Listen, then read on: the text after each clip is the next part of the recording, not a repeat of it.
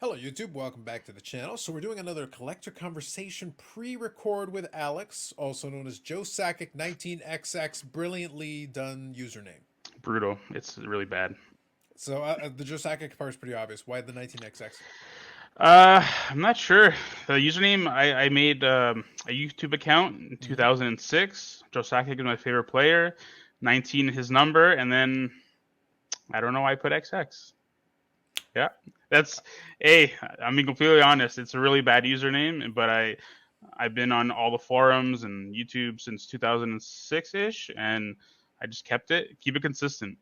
Nice, nice. Well, Yeah. look, I'll give it to you. At least you've hung into it, and I can see, and from your Instagram like bio, at least you lean into it. Hey, So every time. you might as well lean into it. Yeah, it's really bad. Maybe my problem is I've been on the internet for a long time, and maybe the issue is that I never was particularly creative with usernames.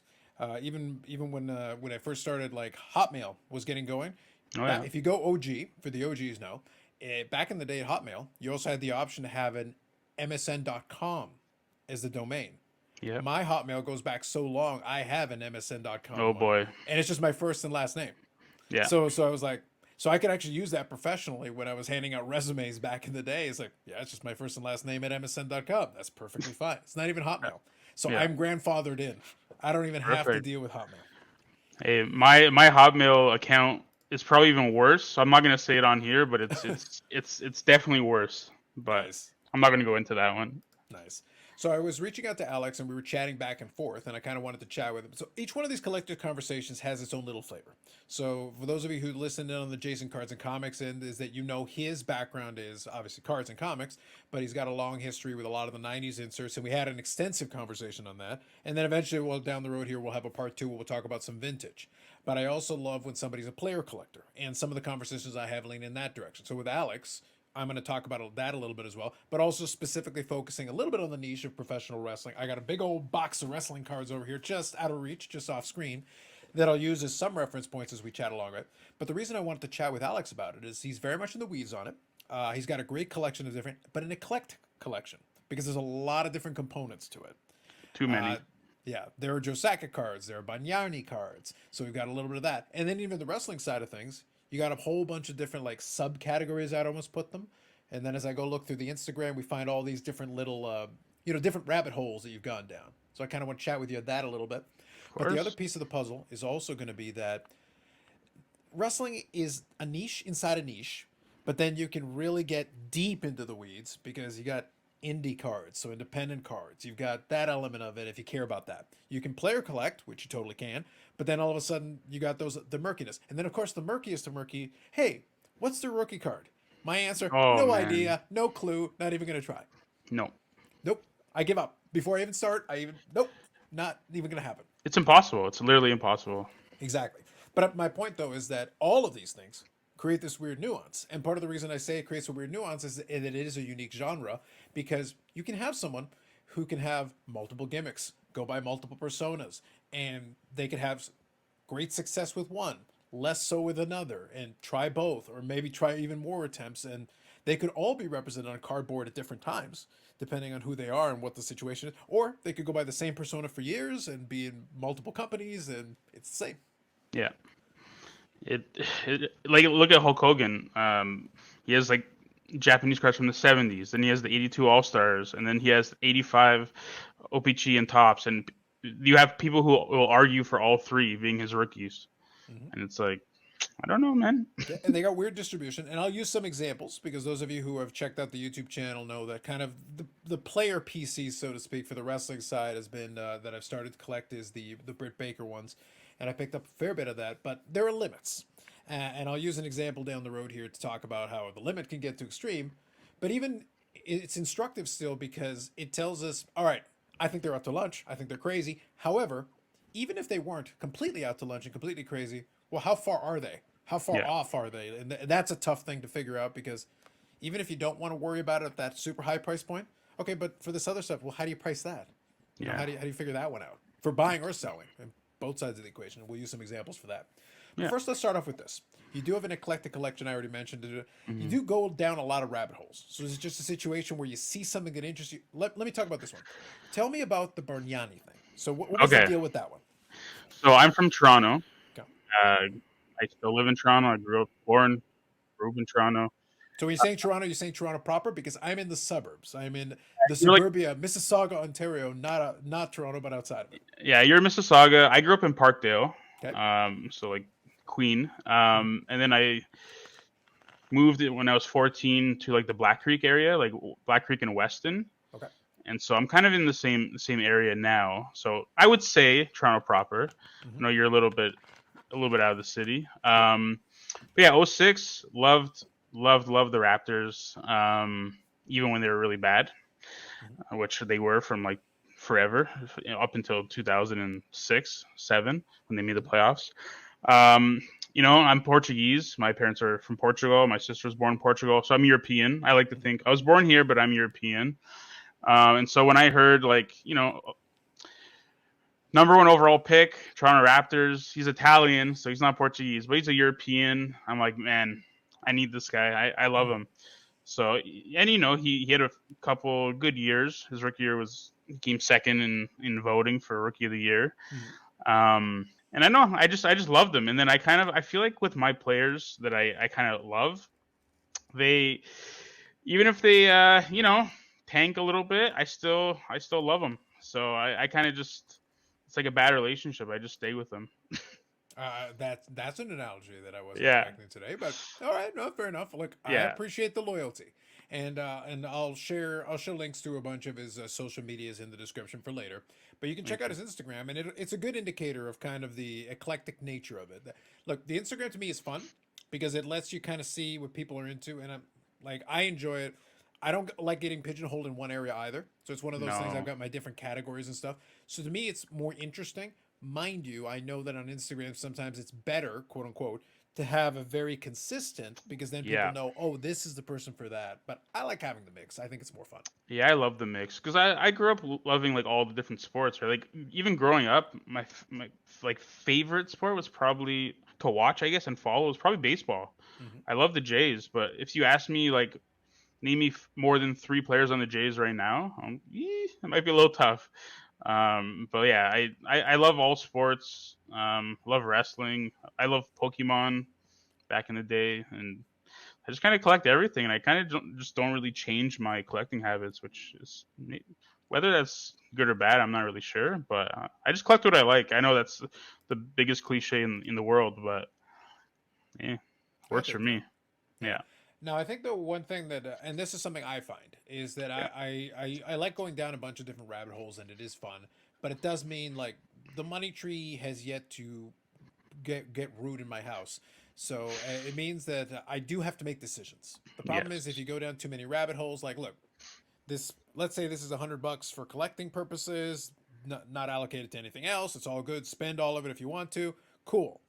I got $100 card here, $100 card here, $100 card here. We can't make it turn into $300, so we got to make a decision here. We got to make a judgment call. yes, yeah. So in the hierarchy of Alex's collections, so if it is a decision between, let's say, two or three things that could be, who gets priority?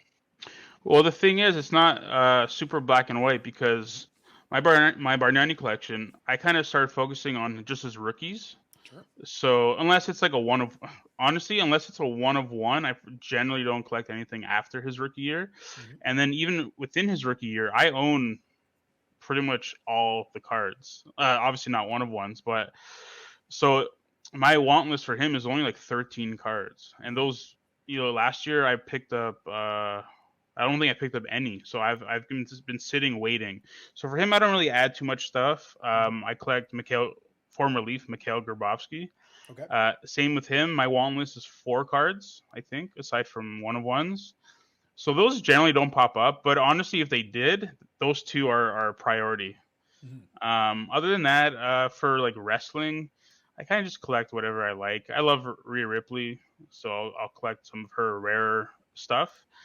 Um, but other than that, I do What a coincidence. prioritize. What a Oh, there we coincidence. go. What a Yeah. coincidence I happen to Oh have this one man, queued up. I love that card. I would Oh, never you sell got it. Super Factor, you got all that. It's even inside of Eric from the channel who pop on the live. It even comes in his favorite holder. It's in a Beckett holder. Like, how good is Oh that as yeah, a he loves hi-fi? Beckett so much. It's one of the joys of his life, really. Yeah. Now it's interesting. Now this kind of plays into a conversation we were having before I started recording, though.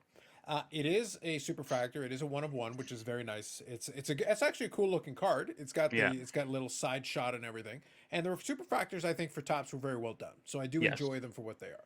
Now here's a question though. So did you buy it already in the holder? I did. So Okay. I found. I don't know about you, but I do a lot of digging for my collections. Mm-hmm. And I found who pulled it, and it Mm-hmm. was a young gentleman, and I contacted his dad. Posted it. He's like, "Hey, my kid pulled this." Mm-hmm. So then I contacted him like, "Hey, I know your kid pulled this beautiful card. If you guys are ever gonna move it, I'd be more than interested." And then Mm-hmm. he said, "I'll get back to you, whatever." Mm-hmm. So then I did buy it from him, and I obviously the money went to his kid, Mm-hmm. and I did buy it already graded. I'm not really sure why they got it graded. I think it Mm-hmm. might be one of those things, everyone who pulls a card nowadays, should I get this graded? And so I guess they did. Worked out. It was 9.5 BGS grade. But I think what you're about to ask me is I don't think the grade adds any premium Mm-hmm. for me personally. Some people might. I know BGS is kind of not everyone's favorite right now. But even if this was a PSA 10, it still would not add any value. It's a 101. Mm-hmm. It, there's no need for it to be graded for me. But Yeah. hey, I'll keep it in the holder. Yeah, well, that's kind of where that's kind of you're right, because what I was looking at is at that point it's like, would it be so? Do I get a discount if it's a seven? like like Right? it's one of those things where I suspect that the person selling it probably wouldn't offer much of a discount even if it was because it's a weird situation. A one of one creates that weird dynamic because it's Mm-hmm. like I don't know how it helps. I could see ways that it could theoretically hurt, I Yeah, guess. It just becomes weird at that point it's super because weird. yeah, and it goes back to kind of what we're gonna talk about a little bit here about the uniqueness of the wrestling genre in terms of trying to figure out pricing. Yeah, Because whenever we're doing anything, it's like, okay, so you're trying to work out a deal. The question is, okay, what's fair? Um, Let the games begin. yeah, There's a lot of things to kind of think about that can make it a lot more complicated than a lot of other categories. yeah. But I wanted to touch on that a little bit. So, Rhea Ripley is one that you've definitely got in the wrestling side of things. So, do you consider yourself, is that like a main focus on the wrestling side, looking for those cards? I would say it's kind of a balancing act. Ray Ripley's probably the wrestler that I have the most cards of, like individually, like if you break them apart. Mm-hmm. Um, I do really enjoy 2020 Topps Finest, which is that set. Mm-hmm. I do really enjoy the red refractors, which are out of 5. I guess with my collecting, I am I do collect a lot, but I feel like I'm pretty specific where I'll generally try to just get rare items. And so when I see the Topps Finest, I love that set. I love the look of the set. Even the Topps Chrome from 2020 is beautiful too, which I think you might have a couple of those cards. Mm-hmm.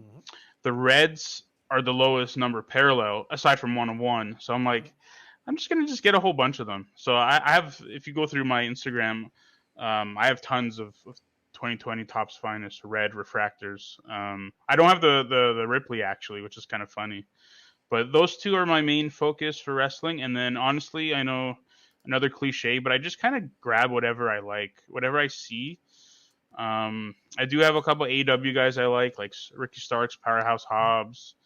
MJ, everyone loves MJF. I pick up some of his stuff. Wardlow, I know you've picked up some Wardlow in the Mm-hmm. past.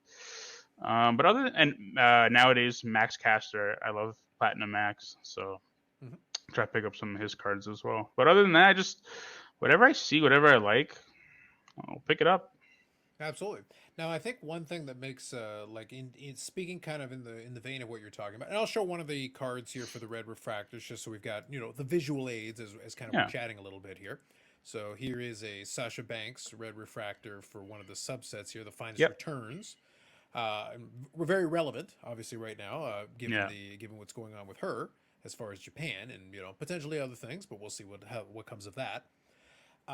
But what's interesting and kind of plays into that whole discussion we'll have in a little bit about the pricing thing is that there aren't that many sets. Like if No. we really break it down, again, we'll expand the universe once we get into player collecting side of the discussion. But there aren't a lot of sets. Topps was producing some sets, and then now Panini has the license currently. But then Topps created a lot of different weird scenarios where you had a bunch of different, but again, it depended on kind of what you were looking for and what you were talking about. So you'd have the Chrome sets, you had Hmm. Chrome and you had Finest, and then you'd have something like Undisputed and those types of sets.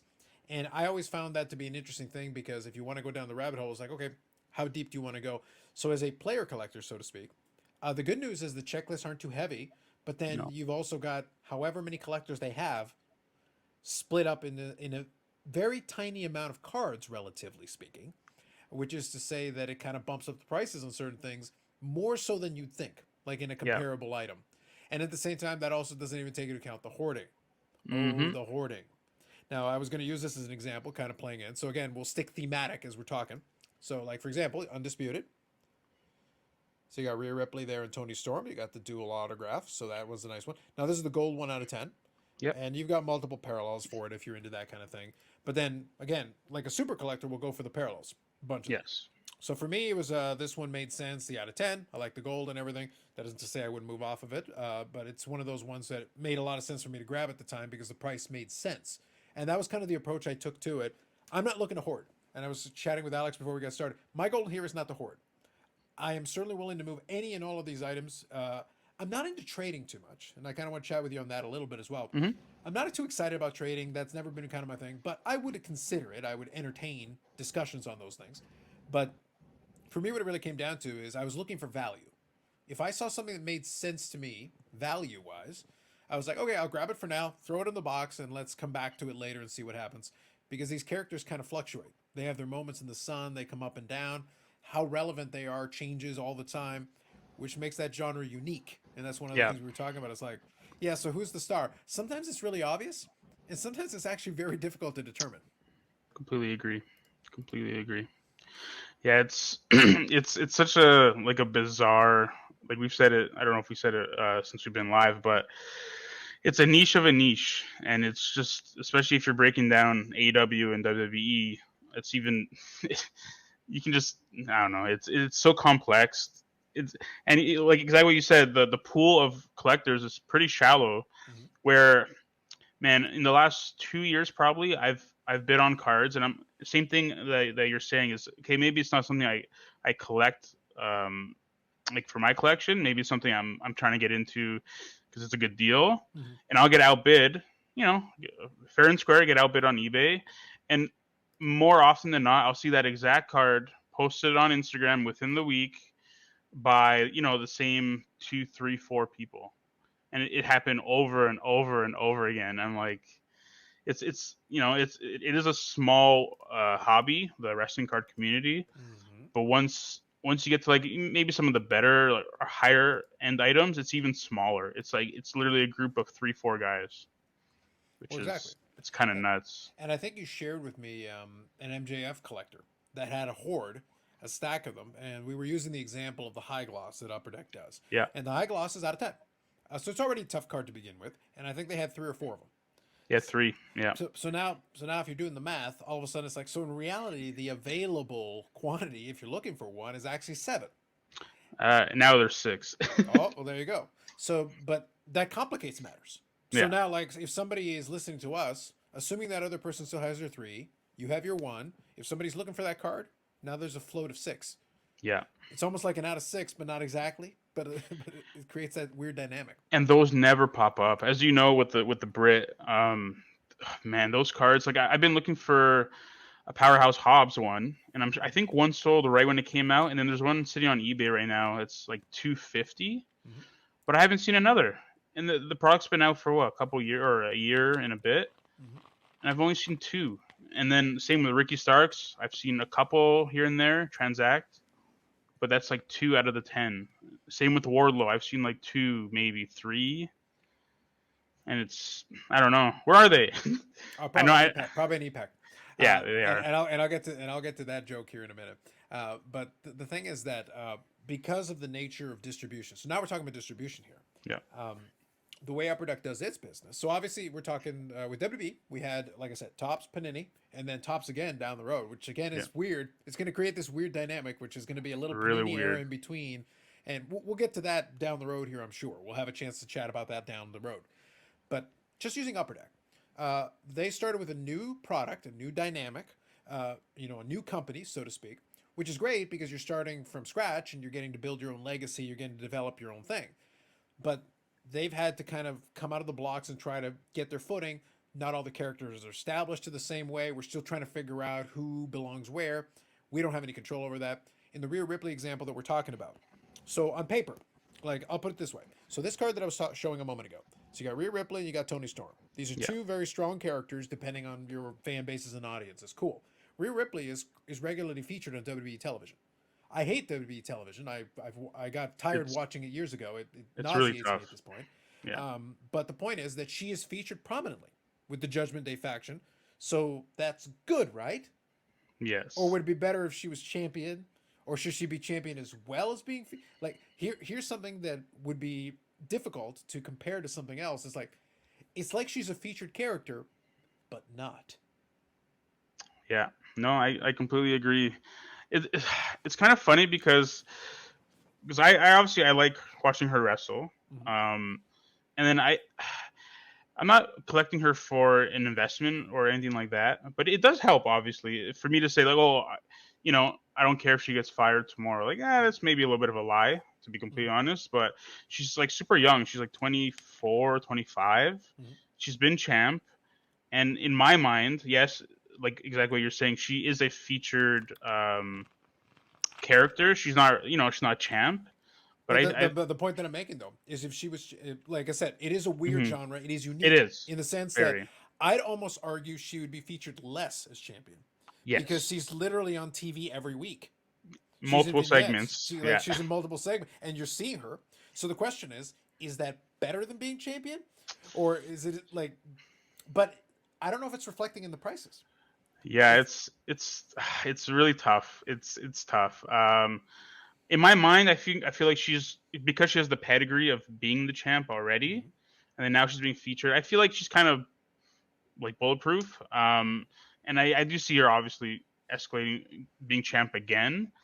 But yeah, that's it. I never really thought about that. But her prices are they're not like today. I don't know when this is coming out, but there's an that same undisputed set, the one of one, just the relic, Mhm. the red relic, sold for like $43. Mhm. Like that's nothing, right? But that, then you that look, that that's what I'm saying. yeah, I know that's exactly what you're saying. So what more would you like to see done? Yeah, I don't know. Yeah, that's a tough one. But Yeah. her higher end stuff, like her even that's kind of a little bit low. Like her tops chrome golds, which everyone loves the golds, right? Out Mhm. of 50, those are probably in the 150 range, 200. They're probably even less now. And then Mhm. again, yeah, she's a prominent character, and then she's a female, which I know obviously in wrestling everyone collects the females. Um, but yeah, if we're looking at it compared to other wrestlers or other sports, 150 to 125 for a chrome gold rookie. It's pretty affordable, right? Yeah.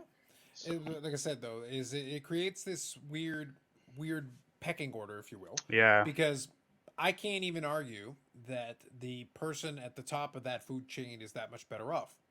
Few people, if we're talking WWE, yeah, few people have more airtime than like a Charlotte Flair or a yeah, Becky Lynch or them. But the way the product is designed, and like I said, this card was a good example of that.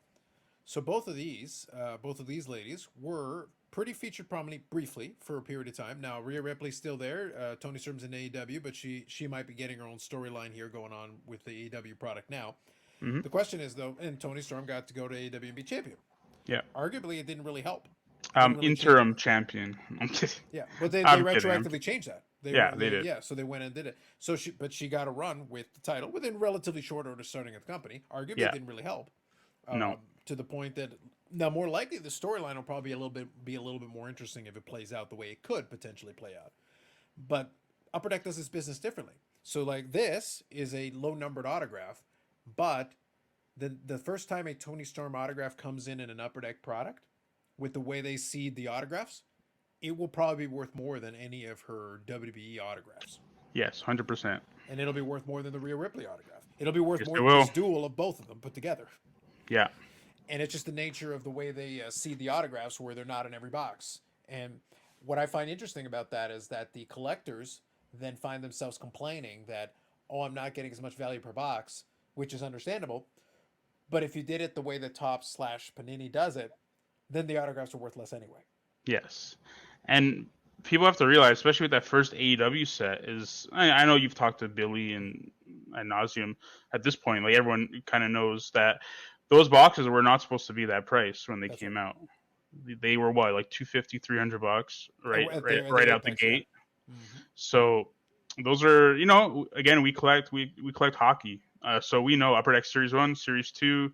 Okay, maybe not nowadays, but in the past, like say 10 years ago, those were 65, 70, 80, $95 boxes, right?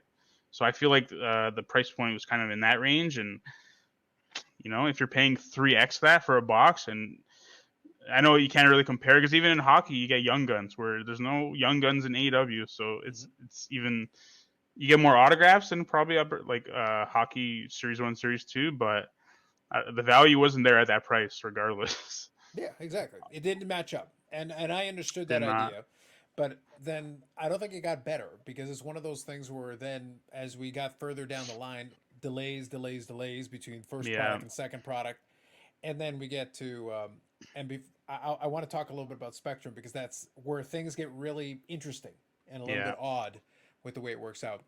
But the point is that because of that initial sticker shock, and then, oh my god, a $300 box, and then what do you actually get in it? And it made sense from the perspective of the original design, but at the price point it came at, it no longer made sense. Oh, Then you got a nothing. second Yeah. product that came out that was cooler because of the delay. And in reality, when Spectrum came out, Spectrum cost less than the initial flagship product did when it Yeah. first came out, and had an autograph in every box, and had a memorabilia in every box. But the thing is, memorabilia are t-shirts, Yeah. t-shirts and mat relics. And then all of a sudden you get into, so now talking Spectrum, and I'll move that into the player collecting here in a minute. But the Spectrum thing, and I want to chat with you on this a little bit. Of It course. created a unique dynamic. I opened two boxes with it myself. Like for me, I enjoyed it for what it was. I understood the gambling element of it, so I was fine with it. I wasn't going to open a bunch more boxes, but I go, let me open a couple of these just to Yeah. check it out myself, Doesn't and I hurt. did okay, and I did fine. But I think what hurt it, and I'll grab some while I'm chatting with you. I think what hurt it though is that the base card set design was pretty plain, which in and of Hmm. itself is not a crime.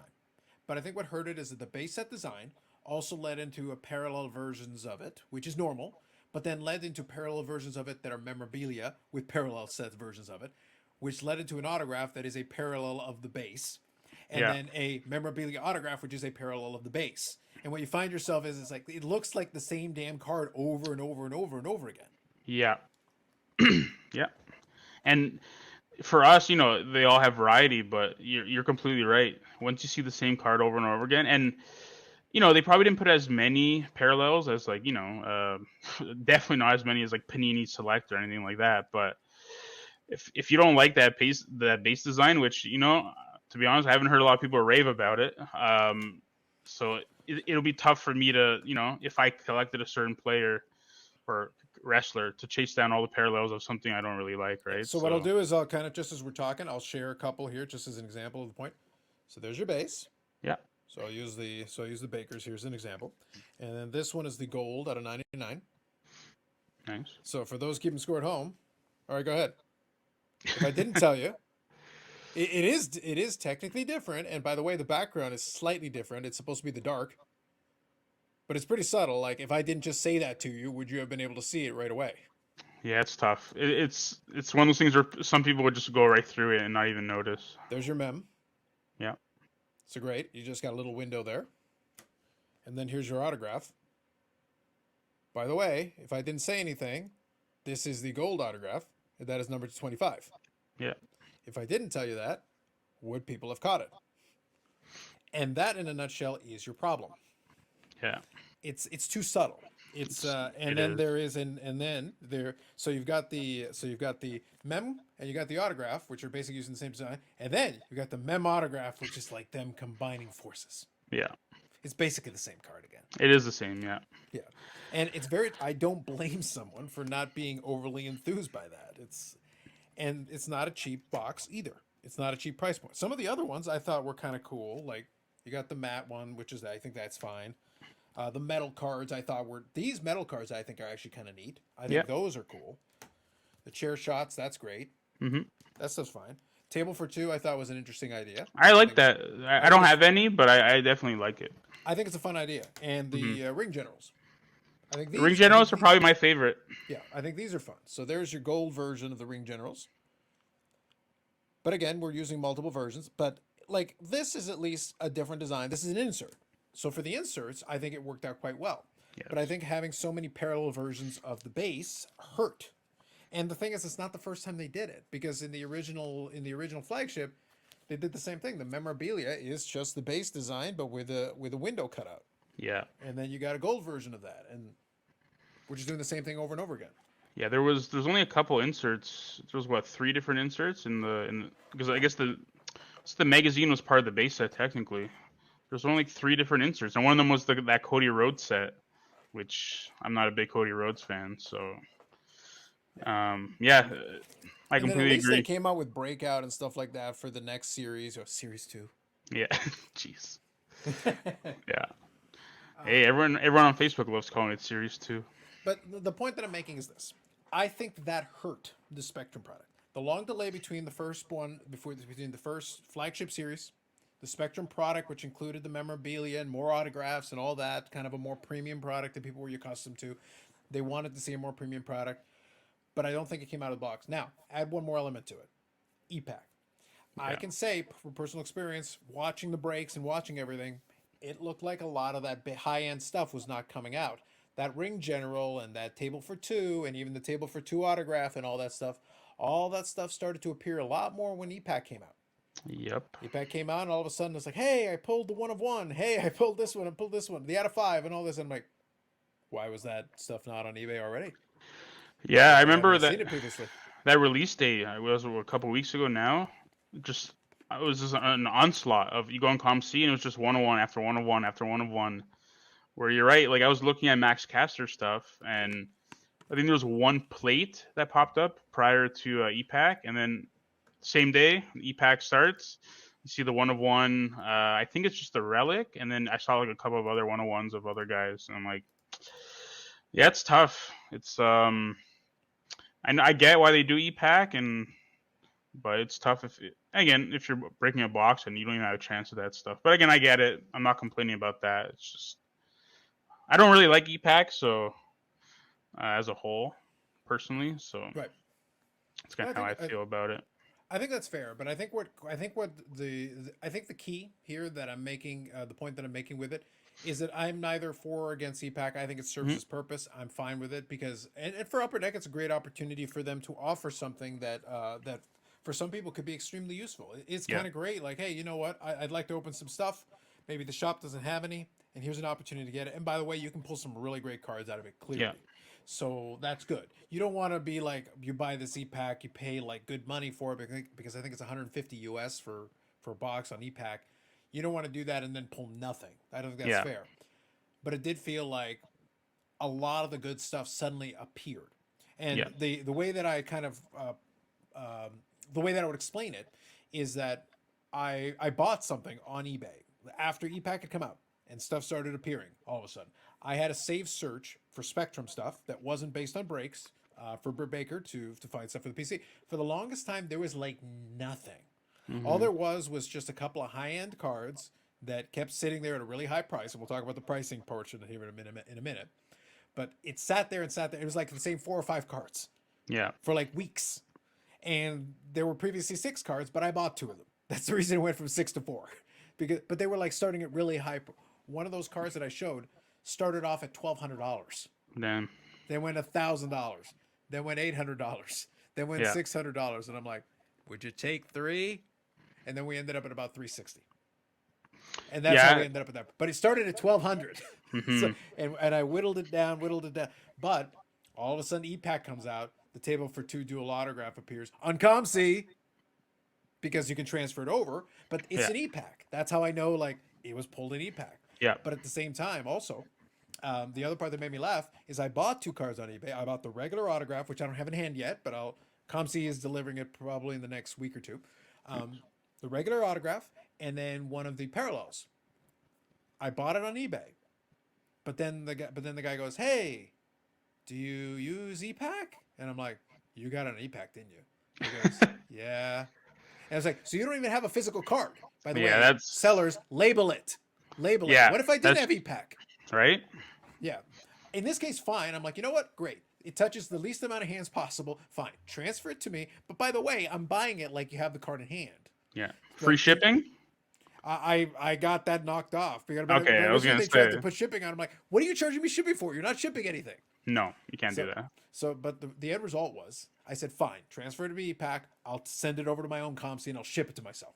The point though is that those were EPAC. And for the Hmm. longest time, the base autograph, there were only a handful of examples available. And then now they're starting to appear, but a lot of them are showing up on ComC Yeah. because they came from EPAC. Yeah. Yeah. It's honestly most of the AW like the stuff that I want. I see it either I know for sure it came from EPAC or it's Mm-hmm. sitting on EPAC, Right. which is kind of frustrating. And I don't know if that's an indication of people aren't opening the boxes or whatever the case may be. But it's again, there's good and bad with EPAC. I'm not disputing that. It's just I kind of wish stuff was in the boxes. Maybe I'm just old school and a little naive of how things work now. But it is difficult because I know, for example, the 2021 flagship Powerhouse Hobbs Black 1 of 1. That's a mouthful. Mm. Went on EPAC. Sorry, it went on ComC, which I assume was from EPAC, and it was at like $900. And then obviously I'm not gonna buy that at that price. It sat for like a couple of weeks and then it vanished. I doubt it's sold. It's probably literally sitting in someone's ComC account marked not for sale. Mm. So it's a little frustrating. I guess if the guy owned the card, it would be the same case. You just have it at home. Mm-hmm. But it is frustrating when that happens and you can't really communicate with. Like I searched up the guy's username everywhere and I can't find them. So that's a little frustrating that I can't contact him.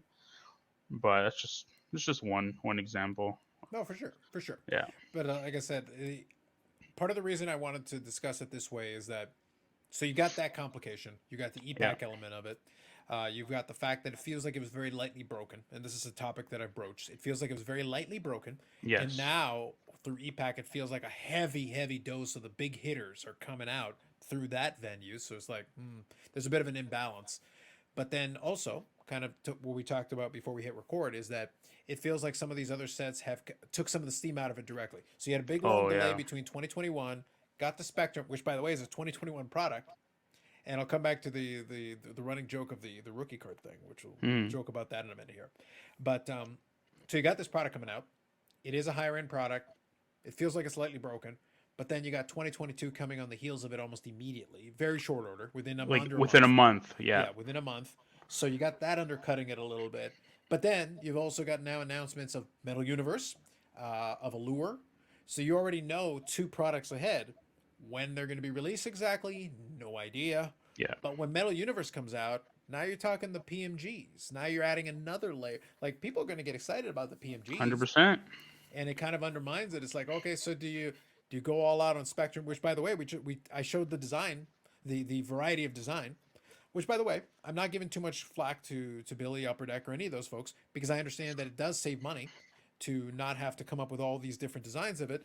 But from a collecting perspective, it takes a little it's just parallel. Everything's a parallel, and then the parallels have parallels. Yeah. Takes a little the excitement out of it a little bit. There's so much variety, but it literally adds no variety. Yeah. Because it's the same thing, just you know, just like a little foil, or even with the like those finisher parallels in 2021. I guess I don't even know if they did them this year. Just like one little piece of text. That's a little difference. Yeah, no, they got rid of the finisher parallel. Yeah, I figure I haven't seen them. But Although in Allure they are going to borrow one of the suggestions I made after the first series, as I said, put the parallel on the back. At least Yeah. with Allure, we know we're going to get that, so that's Yeah. good. That's So good. if you like the parallels, Allure down the road here will be good for that. And there is some good stuff in Allure that also interests me, like from a player collector standpoint, because you've got the color. I forget the insert name, but there's one there's multiple versions. It's like a color gradient, Yeah. Yeah. and it's actually cool looking. And the toughest one is out of 199. So I think that's fair. I think that's That's fair, and I fair. think it'll look neat, and I'll look forward to seeing people's little rainbows of that because I think that'll be fun. So it's not like they're devoid of ideas. They've got plenty of great ideas, and Yeah. but sometimes the execution, but it does hurt It's it a little bit. the like you did mention on Spectrum, but I can't like overstate how bad it kind of looked. Where yeah, Spectrum delayed forever, right? And then I was about to say Series Two. I almost said it. Mm, Flagship came out within a month, mhm, and then yeah, you announced you hear rumors and stuff, but they literally announced with like the South Sheet Metal Universe, and I was like, no, because I know lots of people they see PMG and they get really giddy mhm. and jambalayas and all that stuff, and I get it. Like My even wallet is not giddy. yeah, My wallet right. is not excited at all. Like I'm not even. I don't really collect those cards too much, but Mhm, hey, a Ricky Starks gold PMG. Yeah, I can do that. I'll do that mhm, over the 15 parallels in Spectrum. Yeah, I'll wait. You know what I mhm, mean? mhm. So I feel like that really, really killed it, to Oh, be well, honest. but I don't say it in jest. I mean, I'm saying it. We're not the. I made the joke about the money tree earlier on. I don't have a money tree, so I No. have to make decisions. If you're asking me to make decisions, I kind of would like to have a PMG for my favorites in the collection. So understanding that, I need to hold back. Like Yeah. I have to, and I did very well with Spectrum. When everything comes in, I'm going to showcase the Spectrum collection I put together. I'm very proud of it. I think it's quite good, and I will shoot for some of those other ones. I think it'll be neat, but like I'm not out here trying to pull off a Gelman. It was funny because somebody made the because I showed off what I had for a couple of them, and they're like, oh, like the Gelman things. Trust me, I'm not. Gelman had a post where he was just doing one of ones. Yeah. I'm not playing that game.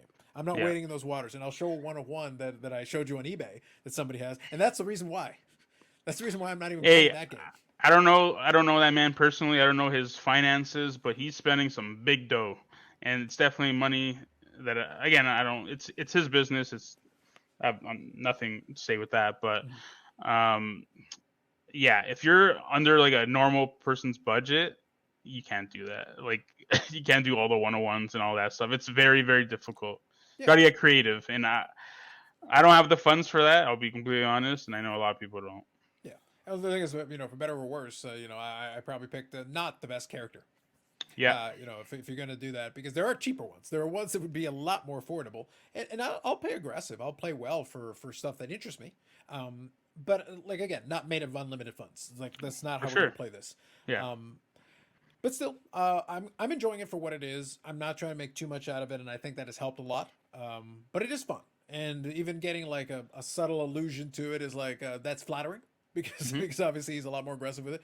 But I know there are some collectors who are deep in there trying to collect it, like going, "Oh my god, I've got it," and they're out there, and I've seen them already. I look at Facebook groups and stuff, and they're like, "Hey, I want this." It's like, all right, I'm not going to compete with all of y'all. Ain't yeah. gonna So, happen. Now we're not going to play some of that them game. are real aggressive, They are, yes. and that's all I'll say about that. But yeah, when it comes to wrestling, I'm definitely not. I'm not like that. For player collecting for other sports, yeah, I might be kind of like that. But in wrestling, I can't. Especially WWE. Because it's funny you mentioned Britt. Mhm. She's probably again. I'm not saying in some senses, but she's essentially the Becky of AEW. Mhm. If you're thinking top tier woman, Mhm. so it's kind of funny that you did pick maybe the wrong person for saving some money. Oh yeah, no, but the thing is that wasn't a consideration. When I collect, I'm Of not trying. course. Yeah, and that's I think an important thing. I'm not trying to quote unquote save money specifically. That's not a Yeah. thing that I'm trying to do. But I also am realistic. Like I have to kind of look at the reality and go like, okay, well I didn't exactly pick the easiest path here because Yeah. there are other ones that I could have chosen that would have been a little easier or way easier in a lot of cases. But that's okay. And but as long as I can find something that I'm enjoying, like I'm very happy with the collection I have, and I think it's better than most. I'll put it that way, and I'm good with that. And but the other portion of it that kind of creates a little wrinkle, and I'll have a little fun. I'll grab a couple of other reference cards that'll play into this as well. Is what I mentioned earlier about the pricing thing, because Hmm. I've used various examples here that we talked about, and even when we're trying to figure it out, and this is one of the things with this niche, this genre. Um, and I'll use the Britt Baker thing, but we can go in a variety of different. We got tons of examples, no doubt. Oh, there's tons. Yeah. There's tons, and it plays a little bit of that rookie card, thing that I pointed in jest. When they talk about it. So for a lot of the AEW folks who are not already weren't in WWE previously and don't already have issues with that, you got to look at it. You look at that first AEW issue and say like, oh, is that like the rookie? And like I said, for wrestling, it doesn't really apply that way because No. they had an all-out set that came out previous to that for some of these characters. Hmm. And one thing that's fun for me, and I'll throw this wrinkle at you, and I'm not sure if you're too familiar. Do you remember the 2020 Leaf Wrestling? Yes, I didn't collect any of it, but I do remember. So I'll grab a couple of cards here in a minute. But I think it creates an interesting little wrinkle because some of those characters did appear in the 2020 Leaf Wrestling. Before you show, Brit Right. had cards, correct? Oh yes, Yes. a couple of different ones. And Yeah. I'll find them in here kind of while we're chatting. But the point that I'm making is that these did not have base cards. So as a result of that, everything that's in there is all in the category of basically autographs. And I'll use a couple Yeah. of examples here, just other stuff. So Yeah. you got the Jericho there. Cool looking cards, by the way. Yeah. They're kind of fun. I picked up a bunch of different ones that I thought were neat. But Nice. the Hitman Hard, and like you can have a lot of fun with that. So I'm just gonna sort through the box here as I Yeah. chat a little bit. No worries. But the point is that it creates a bit of a wrinkle. It's like, okay, so where do you draw the line? What qualifies? What doesn't? It's not like it's simple because we don't have one league, so to speak. Yeah. We don't have that ability. We actually have to kind of think outside of that because some people look at the independent cards and they say, "Oh, the indie cards, those count." It's like, do they? I don't know. Some people like, especially, I guess that's kind of in every genre of the hobby, but some people are only into indie cards. Some people may collect both, but they're quite gung ho about, hey, the MJF indie cards, those are his rookies, and it's like, yeah, like I could say, hey, that's Brit's rookie right there, right? Yeah, and then there's a parallel, Oh, green, yeah, and there you go. There's a duel. with So you got Penelope, Penelope Ford yeah, as well, and then here is a different one. nice. So here's a question: rookies? Question mark. That No, subject, the answer's no. The that answer's subject, no. I don't touch. I don't touch that subject. Yeah, the But answer's no. yeah, Look, some by whatever definition you want, the answer is no. some these are people these will are insert argue. cards. Some people will argue that that's the rookie. Yeah, I understand, and they're wrong. Yeah, Like even if I want to do by the loosest of loose definitions, the answer is no. yeah, They're yeah. I fun don't know. cards to add to the collection, though. They're fun It, cards to add to the collection. it's tough because like we come. I don't know if you come from this. I assume you do, but I come from the sports hobby primarily. So when I think of like in the game, those heroes and prospects cards, those are the XRCs, right? I know baseball. That's a whole different ball game. I don't know. I'm not very well versed in baseball, but Yeah. I think in just hockey, like we would think like Crosby's Rimouski card from like 0405. That's his XRC.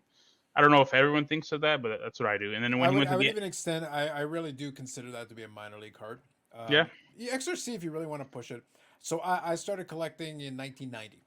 yeah, And I started from the baseball side of things, and it was already getting complicated by that point. The XRC was already out there by that stage. It's only gotten more complicated since. yeah, Kind of my angle on it is this: I bring it up tongue in cheek. I brought it up because I could give you weird edge cases just to of have a little course, fun with it. yeah, Because I said that was in 2020. The first AEW product came out in 2021. yeah. That predates it by a year. The All Out set I think was 2019. I want to say 2019 2020. Okay, it feel- wasn't 2020. I feel want like to it was just before say that. was it 18. I want to say 19, but I'll double check. But but regardless, it was before that. So regardless, however you want to play it, it was just before AEW technically didn't exist as a company yet, Mhm. but they promoted it under that. So you did have that going on for you. Um, But it's funny because like some people consider AEW, sorry, those All Out cards AEW cards. When technically they're not because they were separate, and that show was helped produced by Ring of sorry, it was Honor. All In. It was the All In show. Sorry, All In, yeah. Yeah, but it's All Out was 2018. So All it's Out was 2018. yeah. So 2018. Yep. So yeah, it's funny. People think that those are all elite wrestling cards, and they're not because because they were a completely separate one-off show, Exactly. and it was in partnership with Ring of Honor. Exactly. So, but some So people think those are AEW cards, and it's like, it's not. whether they are or they're not, there's some people that will throw out there some of the independent wrestling cards for some of these characters, and just say, like MJF is one of the infamous ones. Yeah. In that all in set, there's a Britt Baker. Hmm. So if you want to consider that to be a rookie, you could. If you want to play that game, MJF, Hmm. you got Hangman, and but then you've got other guys like Kenny Omega or Variety. It was like, well, but he's got this other card over here, and he's got this other card over here, and then for MJF, I think you got the Limitless Wrestling. Yeah. So there's an indie card. It's like, you go that. Look, my answer is the same as where I'm in sports cards at this point in the game. I don't care what the rookie card is. Yeah. I'm only interested if it's a card I want to collect. If the answer is yes, then I'm interested. I don't need the designation. It's just a label for me. I'll let the rest of you all argue about the definition. I'll be honest. I don't collect indie cards at all. Like for me, I wouldn't say this is rookie, but this would be pretty close to his rookie year set, right? Like for me, it's his first card. I guess that's the high gloss, but If we that's could, his first card. we could make that argument from the perspective of the first, like, Professional.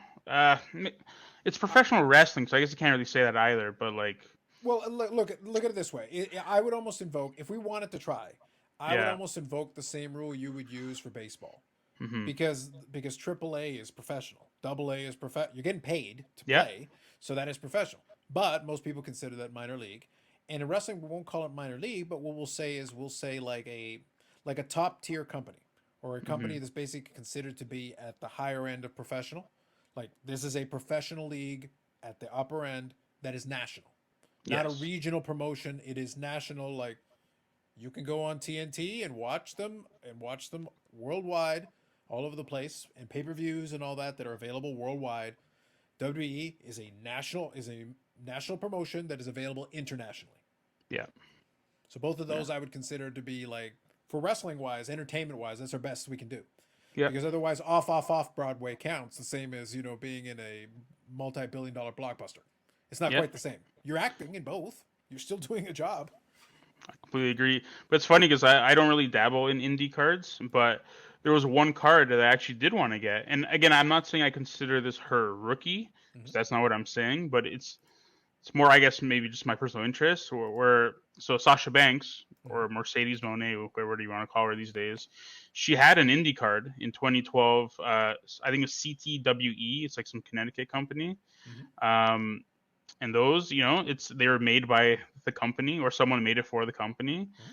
And some people see that as a rookie. Like, I'm not saying it's her rookie, but that's one card that I did see. I'm like, oh, I have a lot of her WWE stuff, and I kind of wanted to dabble, so I picked up one of those cards. They're not too easy to find, I don't think, nowadays. But that's one card where, again, I'm not saying it's a rookie, but I don't know, it kind of attracted me.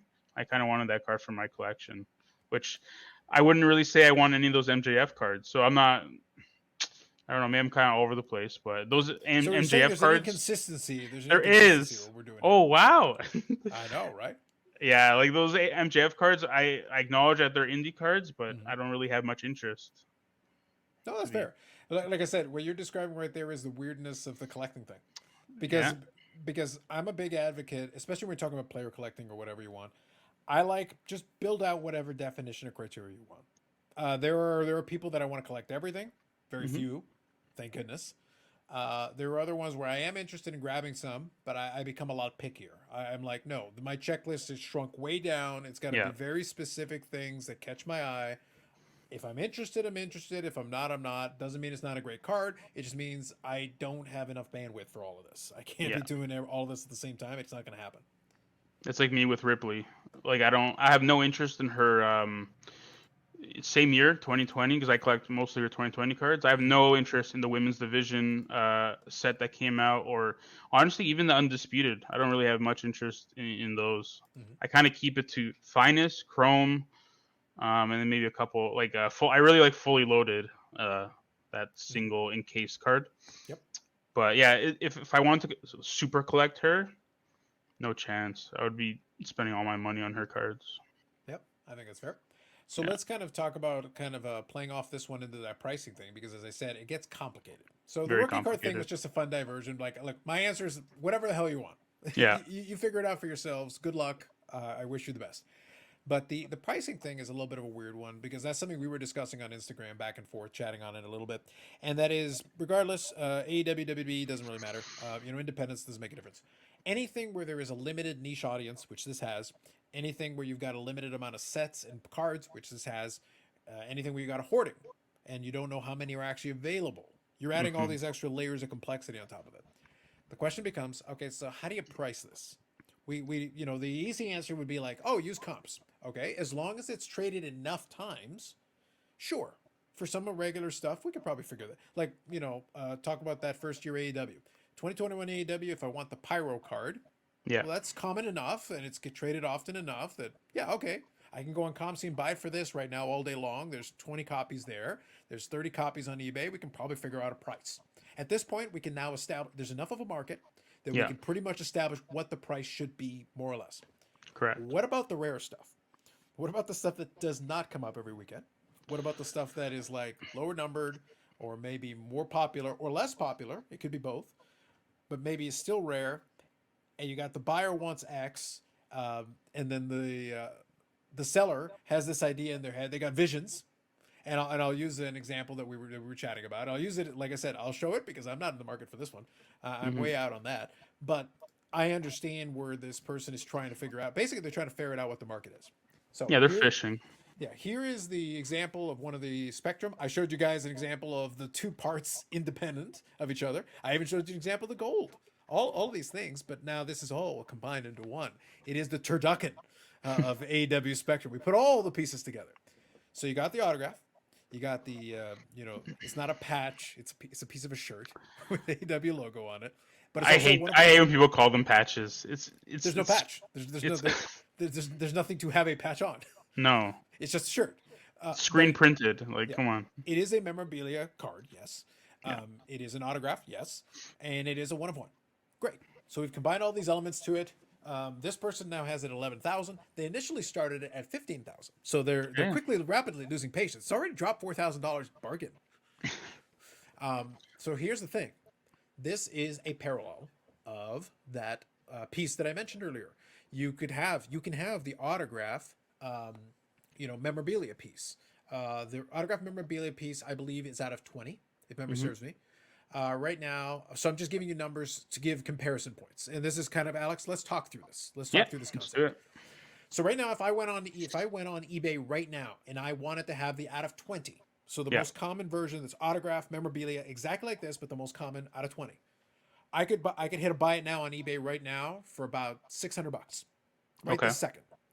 If I go to ComC because it is associated to ComC because it was an EPAC poll because of course it was. Hmm. There were two of them. I can buy it on ComC and hit the buy it now right now for $500. Okay. So 490 and change. So 500 Yeah. bucks. Now, if I was to make an offer on it, I could probably get it for 4. Okay? So there's another element you might want to keep factor in. So what's the appropriate price point? I know what the memorabilia piece is because I bought a few of those. I know what the autograph one is. I know what an autograph low numbered is. But now, do we put that in the Pythagorean theorem? Do we throw it in? Do we do 3 standard deviations? Like, how do we establish a price point that makes even sense? Even if money was no object, we just think that 11,000 is ridiculous. Yeah. Whatever we decide, we can agree that the 11,000 is quite ridiculous. Yeah. For me, if I was, I'm not.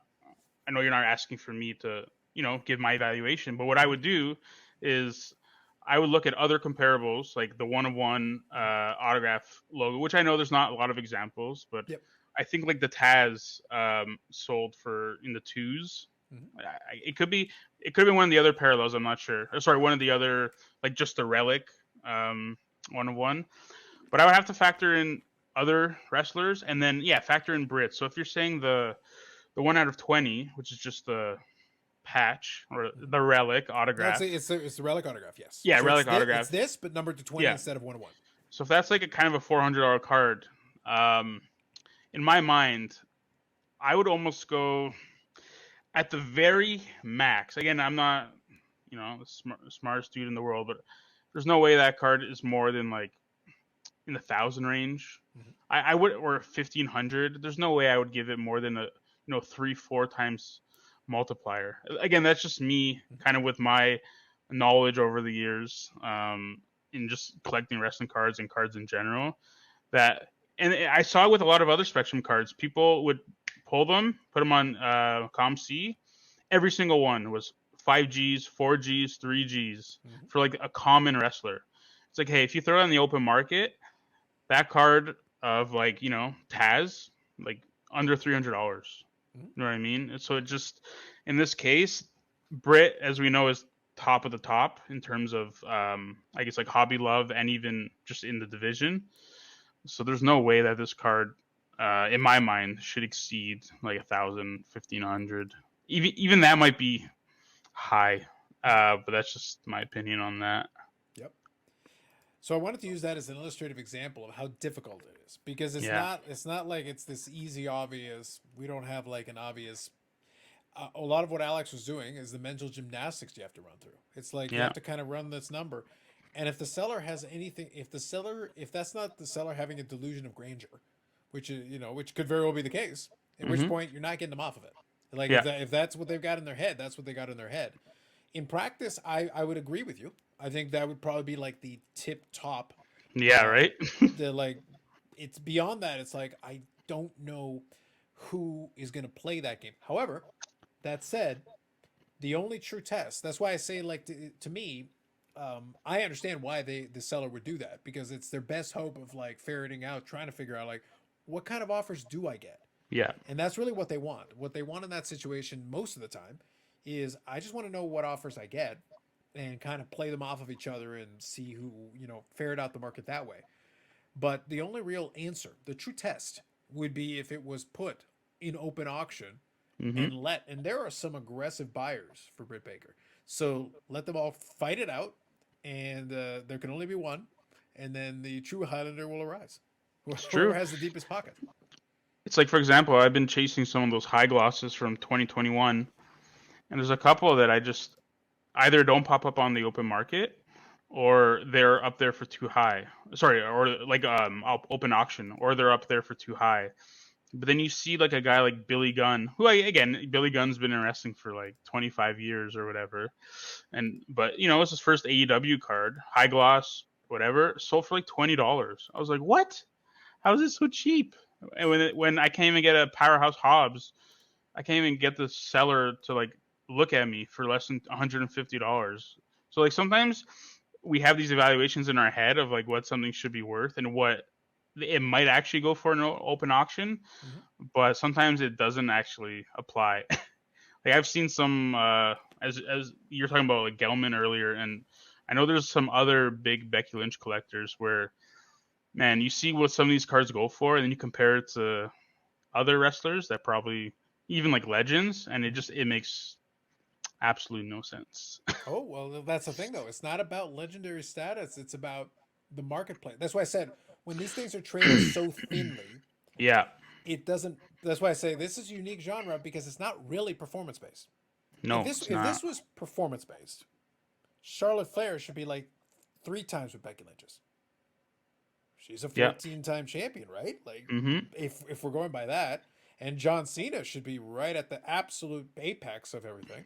Now, realistically, Roman Reigns is very strong. There are some big buyers for Roman Reigns. Yeah. That's a thing. The Rock is very strong price wise. Yeah. But that's because The Rock is now a cross, has crossed over the line into being a superstar. Correct. Period. He's a superstar movie guy. In reality, almost in relative terms, The Rock is undervalued compared to some of these because he's a bigger star than you are by a Yeah. factor of many times. He Mm-hmm. doesn't need wrestling anymore. He hasn't needed wrestling in years, Nope. and he transcended. Hogan is a guy who at least has that cachet. If you talk wrestling, you're probably going to say Hogan is one of the first names that'll come to your mind. Correct. But there are a few guys or girls that enter into that category, where you Mm-hmm. say it, the genre, and they're one of the first couple of names that come up, regardless of who you're asking. Yeah. But again, like when it's this thinly traded, it's like we're just making shit up. We're just like, It's yep, honestly throw a like there number, was throw it a at the wall. so, yeah, some of these cards like it's funny though because it's funny that you mentioned that because like last year, I know not everyone looks at the every facet of the market, but I think it was last year, Roman Reigns cards were like just soaring, right? Mm-hmm. Like they were just crazy high. I know, for example, a card that I was looking at, and it was the Topps Finest, so 2020 Topps Finest red Roman Reigns autograph, Mm-hmm. which is out of 5. So you think, okay, that card already is like, big money. It's a BGS 10, which doesn't help for me and you. That card that doesn't really matter the grade, but Well, someone I know seems someone who would literally mortgage their house right now. BGS 10. right. Mm. So yeah, BGS 10, and the guy was trying to get like $7,000. Then it went down to 5, then 4. Mhm. Uh, and then you see on Instagram he would post it, and we went 3, 2, and then now Roman Reigns, while his popularity is still huge, his prices have come down, Mhm. and like I guess that's kind of an entire hobby trend, but Mhm. Well, there is that one card, factor that I want to throw at you for that, and I yeah, want to finish that thought. But there's one factor here, and okay, this is what I said about the thinly traded thing. okay, I know, like I said, I use the Britt Baker, and we'll use the Roman Reigns as well. I know there are some hardcore Roman Reigns collectors, but yes, unless they're also willing to be hardcore Roman Reigns hoarders, after they got theirs, the high bidder just went away, and then yep. the second high bidder just went away, and now we're finding out how thin it is at the top because all of a sudden you got a big drop off for number three. Yep, I completely agree with that. And just to finish that point, is that card went on auction Mm-hmm. a couple weeks ago. So BGS 10 out of 5, whatever card I really wanted, Mm-hmm. and I did put a strong bid in. I went for like just over $1,000, which is a lot of money. Mm-hmm. But if you compare it to some other stuff that was selling, and even some stuff that sells nowadays of other guys, like that is not a huge number. So it's kind of fascinating where this guy, like, and as you said, it's not all performance based. Mm-hmm. This guy's top right now, right? Head of the table. Yeah, well, Um, technically he's held the title at least one iteration because he's got the two right, but he's yeah, held one of them for comfortably over 2 years. yeah, It's like over 800 days or thereabouts. Like hmm, in the modern era, nobody is going to repeat this. Right now, they've committed to this storyline where he basically just holds the title forever. And in theory, the hope is that when he loses, whoever beats him is a made man. yeah, This is the hope is that whoever beats him, this is going to be a big deal because it's yeah, literally been years since somebody else held one of these titles. yeah, 100%. But it's funny how he's not Teflon compared to like how the entire market is kind of just a little bit down. But honestly, what you said about it's a thinly traded market. So the guy who okay, I'm gonna pay 5 times what the prices go for. I'm gonna get this card, and then the next guy's like, oh, I'm gonna get it, and then after that, the other people who want the card are just like you and me, who are okay, I'll pay a couple $100 for this. So that's why the price is just like Yeah. kind of go right down. Well, that's why I think for a lot of the ones that are yes rare, but not impossible. I Yes. think that's where after the first couple of sales, all of a sudden it becomes real interesting if you're willing to be a little bit patient, Mm, and then swoop in after. It's like, well, actually, I already know some of the people that will bid the most. I'm one of the people who would be willing to bid the most, but if I'm willing to not be the first one out of the block yeah. or the second one out of the block, then I am the highest bidder, but the price just came down quite a bit from where we just were. You truly see that with the Prism Golds. Um, where again, I own a couple, but like I didn't pay obviously those prices, but same exact thing, right? First couple of guys, hey, I'm gonna overpay, and then hey, you wait a year and a half, hey, I'll get my copy for a couple of $100. Because a lot of those people that were paying big money, you look at, it's all the same stuff on their Instagrams. It's like a couple of WWE cards. It's like the highest of the highest end, and then it's like high end football, high end basketball. It's all the same kind of guys. Mm-hmm. And those guys kind of they move out of those cards after a little bit because they kind of, I don't know if they get tired or they just want to move them to move up or whatever. But I see it all the time. It's the same couple guys. They just buy those cards real expensive, and then they end up moving them, and usually they take a loss on them, which is kind of weird. But Well, I think it depends on the amount of impatience. Like yeah, it can really. That's why I say like one of the interesting dynamics that I see here is that there is a lot of folks who are super eager to do certain things really quickly right away, and it's like, look, I bought cards early as well because if I just want the card, I want the card, and it's worked out for me both ways. Sometimes somebody, We've all done it. yeah, We've but all done sometimes it. it works out. If somebody puts like a buy it now that's really low, I bought stuff that's like, oh, actually, it turns out that I got the lowest price anybody ever got for it. That was great. Other times, Hmm. it's like, nope, I kind of paid high, but yeah, it's not, it's not. Generally, even when I pay high, it's not the worst. Like I'll actually be Yeah. like, actually, I paid high, but I wasn't the worst one. It turned out okay for me, but it's impatience. So a lot of times you Yeah. will pay for impatience. It's funny. One example is I really like Braun Breaker. I know he is like kind of that top of the rookies from this year or Oh, and 2020. a great name, Yeah. Braun Breaker. Jesus. I love Scott Steiner, and obviously that's his nephew. Just call him Rich Scott. Steiner is fine. Just call him Just call him Braun Please. Steiner, please. Just Right? put Steiner in the name already. So like when his stuff came out, obviously he's the top end chase, one of the top end Sure. chases. I cannot afford it. Like his what was it? His gold went for like 5K or whatever, which actually was pretty decent compared to some of the prices that we saw. Like a Mysterio went for like what 2-3K gold. I remember there Uh, being some really crazy numbers. Yeah. so I waited on his stuff, and I picked up one of those, the Mojo parallels at a 25, Okay. Yep. and I paid like two something, and I'm like, man, that's a great deal. And then fast forward like 3 months, I bought one for 60, and I was like, I guess that wasn't a great deal, but at least I didn't pay, like 800, which I think was the first one, or like almost 1,000. That was the first one that went. Right. And then it's funny because I ended up selling that the one I paid 200 for. I ended up making money off it on ComC. Mm. Someone just hit the buy it now or whatever, put it in their cart and won it. And I was like, okay, if you're gonna spend this money after I just paid $60 for the last one, fine by me. But it's kind of what you said, where okay, sometimes you take the gamble. It's like, hey, maybe I pay a little bit more, but other times, hey, I own the lowest, or I haven't seen this card pop up since I bought it, and which has happened many times for me. Hmm. You buy the card, it's like, it's out of 5 or maybe out of 10, but hey, I haven't seen another, or I've only seen one, and it's on eBay for like the super high buy now or best offer. So Hmm. yeah, you win and you lose, and you've been in the game for a while, and I think we're kind of similar collectors where we'll play the long game. We'll wait. We'll wait it out. I've waited 10 years for cards, and they still haven't popped up. So I can wait a couple months for something to die down. No, agreed, 100%. And I do think there's advantages to it. It's like I said, I'm willing to indulge my impatience sometimes. Sometimes it's Hmm. okay, but if I'm going to indulge my impatience, I'd rather indulge my impatience at a manageable price point. If Yes. it is a very high price point, then we need to be a lot more considered. We'll measure twice before we cut. We'll measure Yeah. twice and cut once. Yeah. If it's more money, if it's like $50, all right, fine, impulse purchase, whatever. Let's just do it. Yeah. I can sleep at night. We'll be fine. It'll Hmm. be fine. But it's pick your spots, pick your positions. Let's hit on a couple of other little topics here that I want to touch on that are kind of fun for me. So one of them, how are you into rainbow chasing? Is that something that is kind of fun for you? Um, Not deliberately, but I do have rainbows like with my Bargnani collection Sure, and Grabowski, because I with those guys I wanted to chase everything. sure. Or Bargnani is everything from his rookie year, and then Grabowski obviously it's a lot. Now, is it a He's situation where I find if it's something where I'm borderline on it, and I'm not like, maybe, maybe not.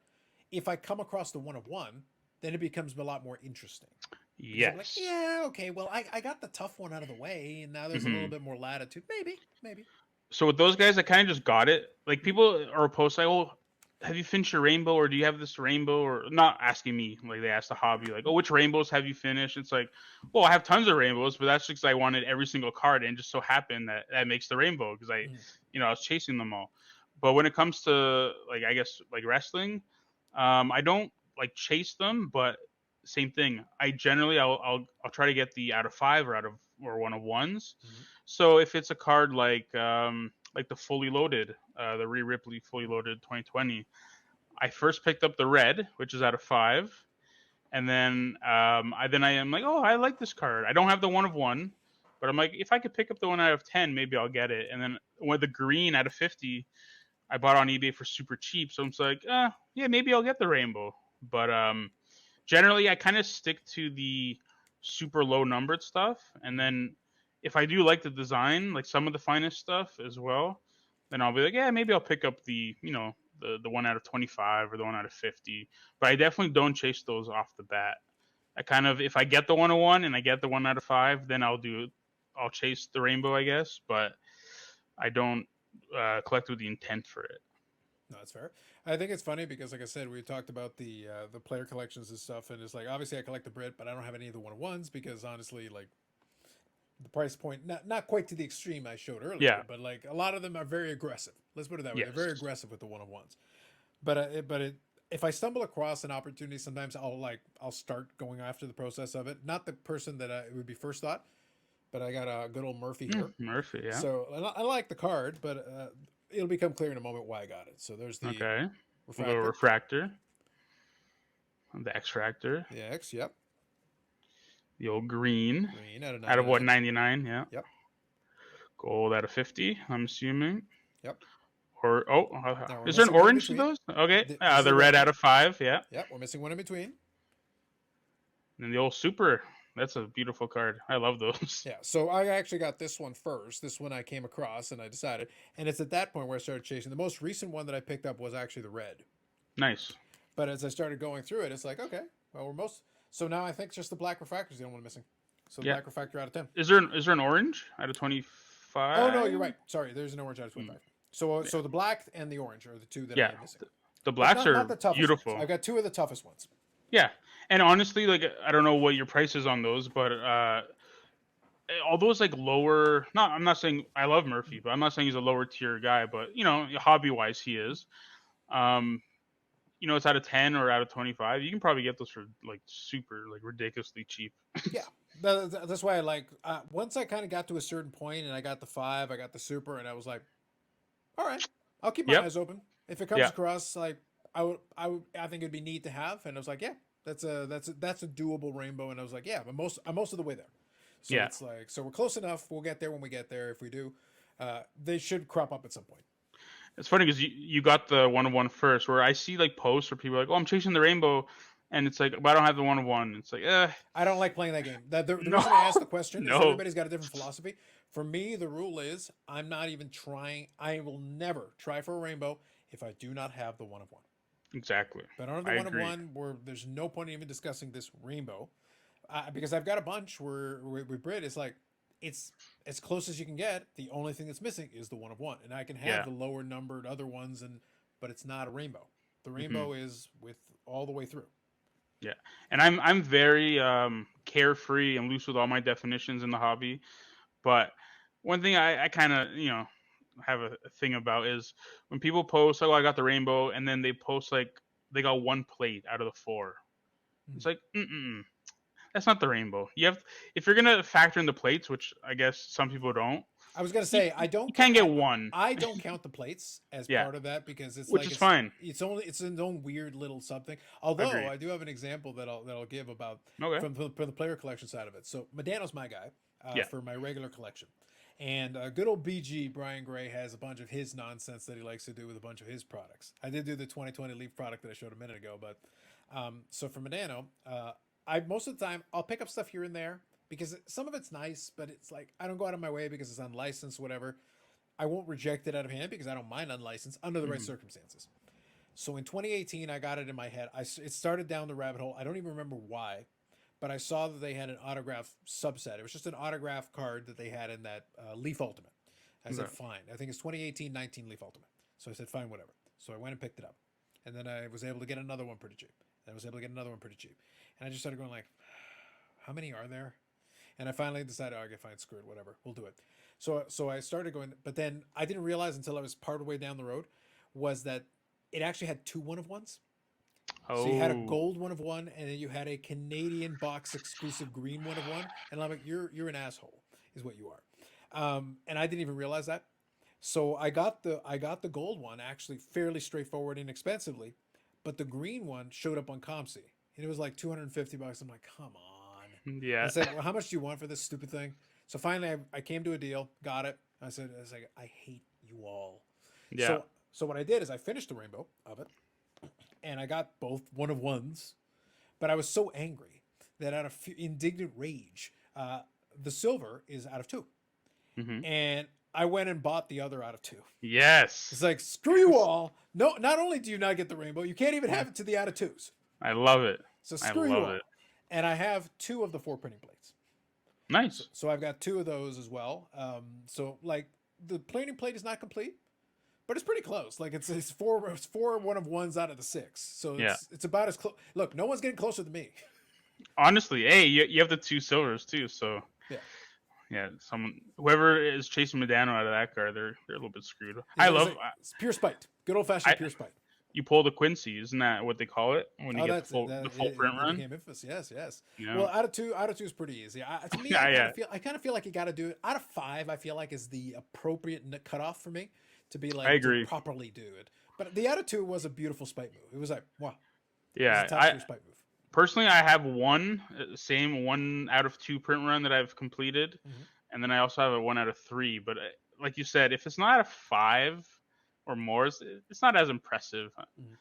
Even like my 3, I'm like, yeah, it's nice, but Mm-hmm. I wish it was 5. Well, There's like I said, I did it strictly out of spite. Yeah, And I then love from it. that same series, there was another subset. I forget which one that I did the same thing with the out of 2. I was I like, love screw it. you all. I love stuff out of spite. I do it Yeah. all the time. Good old spite. Yeah. But yes, but like I said, to me, to your point from earlier, to me the 1 of 1 has to be part of it if you want to consider the rainbow. In this case, the 2 1 of 1s because Yeah. jerks.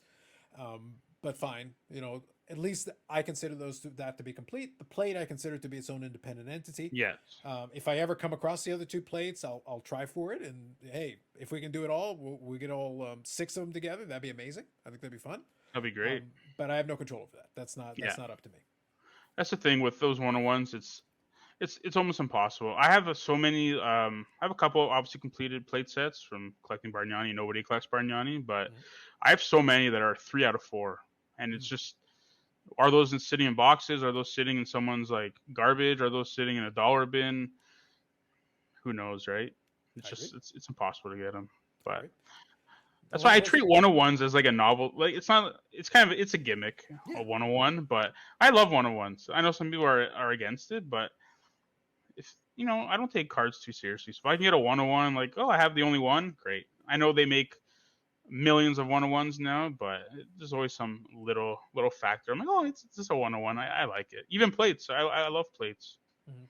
Well, I think though I was around when they started doing it in 97, 98. So when they started doing that first group of them with the press plates, Pinnacle came out with them and stuff like that. And like at that point, the player collector, as it once was, the completionist player collector was dead.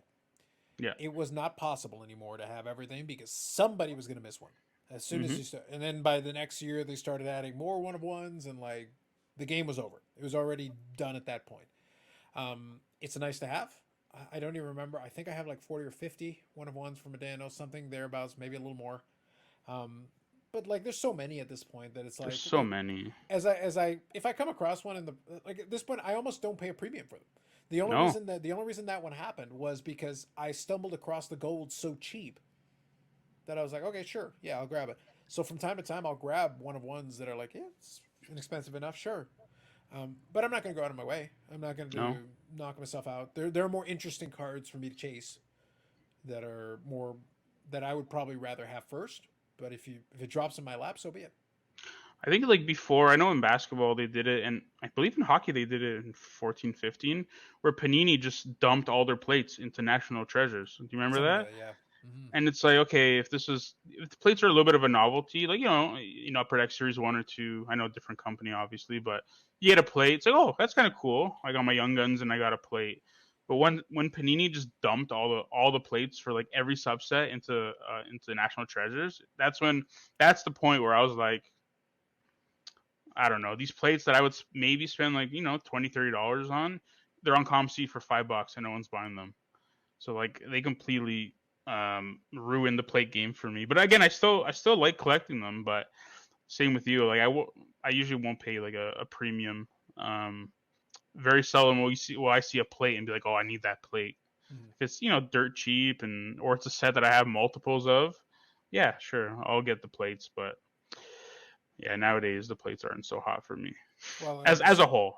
Yeah, Pacific kind of wrecked that in hockey.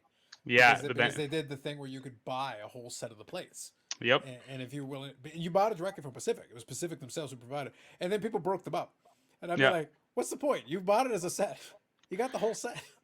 I remember there was this is a player that probably not a lot of people collect, but Alexander Suglobov. Do you remember him? That name rings a bell, but it's been a while. Yeah. He was on the Devils for like 1 year in 0304. He got Okay. traded to the Leafs for Ken Klee back in the day. These are some And throwback, right? These are some serious throwback vibes. All yeah, right. there was a guy on eBay who had the entire, exactly what you said, the Pacific, like four plates or whatever. Yeah, because you could buy it as a set. I think they came in a holder Yeah, and everything, and yeah. and I was trying to buy it for like $100, like 10 years ago, and the guy didn't even sell it to me. I'm like, hey, screw you. The guy probably still has that to this day. But yeah, I Well, remember those sets. It's crazy how stuff well, kind of it was happens. interesting. It was fascinating going back because even though most of it's gone, because I Hmm. remember the old message board days, and I remember Usenet, Yeah. rec.collecting.sport.hockey and .baseball and .football, et cetera, et cetera. You can still find old archives of Usenet online. Google, I think, has I think Google Groups or whatever. I forget what they call it, but you can look up old archives. So you can still find some old posts so you can scan Mm. through there a little bit. I was able to find a post of somebody trying to sell the 97, 98 pinnacle plates of some players. Oh. And they were asking some serious money because this is 98, 99. It's still Hmm. early days and stuff has just come out. And people were like, you're out of your damn mind. It's a hunk of metal. And I Yeah. was like, you're right. He's like, you're right. But this was It's them true. arguing back in the late 90s about it. So Let alone good. now. Let alone so many 20 plus years after the fact. It's like, yep, Yeah, you're right. they were completely right. But yeah, I guess at that time it was like a huge thing, right? Because I only started online, I guess, in like 05, 06. Mhm. So I'm a little like the 98. I was probably like 7. So I definitely wasn't on the forums That's or all right. That's all right. yeah. Look, I enjoy being at the correct age where I can be like an internet OG a little bit because my house we had internet in '94 and we had Nice. broadband in '99, so we were reasonably early to both. So I was around in those days, but it was interesting. Let me just tell you, Alex, it Yeah. was an interesting time, Okay. a simpler time, but an interesting time. Yeah, an Yeah. interesting time. I'll accept that. That's Did you why say you started collecting 90, I 1990? started collecting in '90. Yeah. Yeah, I was born 91. Yeah. So But that's what I say. Like I remember that period because that was the end of the boom period. So that yeah. was the latter portion of the boom period, and then within a couple of years, the boom period was over, and I started attending the expo in '95. So like I've got a so like I said, I'm in the beautiful spot where like I feel like I've been around forever, but I still feel like I got a lot of gas in the tank from a collecting Yeah. perspective. It's like nah, I still feel like I got plenty of gas in the tank to do this because I still enjoy it and it's fun for me. I still have plenty of energy and zest for it, but it's like I've been doing this crap a long damn time. Yeah, you're kind of that perfect age. It's like in wrestling when people grew up and they watched, the 80s and the 90s and stuff, Mm-hmm. because people consider, those are the golden ages. Like I Tail end missed of the, Hulkamania. yeah, I missed that, but I got the Attitude Era as a kid, which is like, as a kid, that's the best thing in the entire world. Well, the Attitude Era worked out great for me because it was like if you depending I guess when you want to start Attitude Era, I guess we start in 97. 97 I think is Ish, yeah. 97. Yeah. So if we start 97, I'm 14 Hmm. and then basically through that period. So 14, 15, 16 and Oh, thereabouts. amazing. So it's like yep, we're checking this out. We got Nitro, we watch Raw and it's like what's going to happen now? Yeah, some good Fun times. times. Fun times. But like I said, I've gone back and watched some of it. It's like it wasn't perfect. There's definitely some of it like does not hold up. Some of this is Oh, this is definitely does not hold trash. up. This Yeah, sucks. yeah. But it's, you look at it through those rose-colored glasses, and it's like, oh, yeah, that was good. Some fun stuff. But yeah, you watch it, and it's brutal. Like some of it's really bad. And again, it's a different culture now, the language, and some of the antics that they put on with, like Goldust had like blackface and stuff. It's like, that's Well, not look, I'm not even discussing it from that perspective because yeah. I'm not clutching my pearls over here. No, no, But what I obviously. am saying is like no, this is objectively bad. Like this is shit. Like Yeah. this is actually really bad story. Like this story sucks. Yes. This is at the time it's like oh my god, but now it's like oh this blows. Yeah. Like adult me looking at this is like this is shit. I'd It fast didn't. forward through this crap. It didn't matter when that glass shattered and Stone Cold came out. You lost your shit. So Yeah, I think I just got tired as I watched some replays of it. It's like every single one of these episodes starts with a talking segment. We just drone on and on and on before somebody finally interrupts it. Yeah. It was a And formula. It was like every week. and so funny now, like you alluded to, you watch it now, and it's probably the the best athletes that they could ever have, and they're making the most money they ever have, but it's so bad. Like I just you can't even watch a full episode or even half an episode at this point. Yeah. It's I it's it's fun. It's bad for like completely different reasons. Yeah. Well, I gave up on it. I gave up on it when my rule was because once the PVR era started, I was like, oh my god, this is a game changer right here. PVR, you say? Right? So once I started watching it, I'd record the show, and I'd be like, all right, if I'm not interested, I'm gonna fast forward because you see, back in the day, I didn't have this option. Mm-hmm. Now, if this is boring me, I get to fast forward. So like, okay, if this segment doesn't interest me, I fast forward. So I found myself doing this all the time throughout the whole show, and Raw Yeah. is a 3 hour show, and I'm like, if it's a 3 hour show and with commercials and everything, I'm gonna fast forward the commercials, obviously. But if I'm doing this and I'm actually only watching 5 minutes of show, this is a waste of my time. Yeah. Like, why would I sit here and record this to watch 5 minutes worth of viewable content when the rest Mm-hmm. like these matches don't end. These matches don't actually have a result because Yeah. everybody would interfere and it would be a no contest anyways. Like, we're throwing it out. So then, what was the point? The match looked good on paper, but you never got to see it. It's so funny. I've probably spend the most, obviously because of my age, and I'm not gonna spend as much as like a teenager in my teenagers and stuff. But Yeah. I'm spending probably the most money I've ever spent on like wrestling cards or Mm. wrestling related items. But it's the least that I'm watching wrestling, which Well, is I kind of think that this is where, and this transitions me into kind of what I wanted to get to with you a little bit as well. I do enjoy absorbing some wrestling card related content. I listen to some yes. podcasts and some and stuff. I listen to Sand Morning and those guys have their conversations about it. The Gelman is now part of the Wrestling Trading Cards Hmm. YouTube channel. He's got his own YouTube channel as well and his website. So I do absorb, check out some of that content. So I think it's interesting. So first question. Do you watch a fair bit of it yourself? Is there some that's your favorite that you enjoy? I don't I don't consume too much. Like I know you have a little bit of wrestling content. Like I know you had you showed off your wrestling collection like Yeah, I last don't want to. I month. don't want to beat people over the head with it. Like, I Yeah, enjoy yeah. these conversations are indulgences for me. I Hmm. could talk about it a lot more, but I don't think that I don't think it would be. It would almost have to warrant its own channel to be Hmm. because there's so many differences and nuances. But I can get away with it if I just incorporate it in with the rest of it because I'm still collecting trading Yep. cards. I'm still collecting baseball and hockey and doing all this. So that's still the majority of the discussion. I think that's what most people are interested in. But wrestling's got its niche. Like, if you're interested in catering to a niche, there is a niche there to be had. But I do like how you do dabble in it, and then you also have Billy on, which Billy again I don't consume all the content. Like Mm-hmm. most of what I consume is like the wrestling trading card like YouTube channel. Mm-hmm. So they do like the price the monthly price like recap or whatever. I watch those. I watch interviews like some the ones that Zan does as well. But I like how you have Billy on a lot of times to talk about the product, which I don't see Billy on those too often like those other channels. Um, and then I kind of consume just on like on Twitter. I like through tweets. I like reading all the hobby wrestling drama, which I know. There's a lot of it. Yes, that's Oh, right. it's so good. I can read that stuff all day. But yeah, unless it's like box breaks, I don't even consume that much of like any other hobby related content.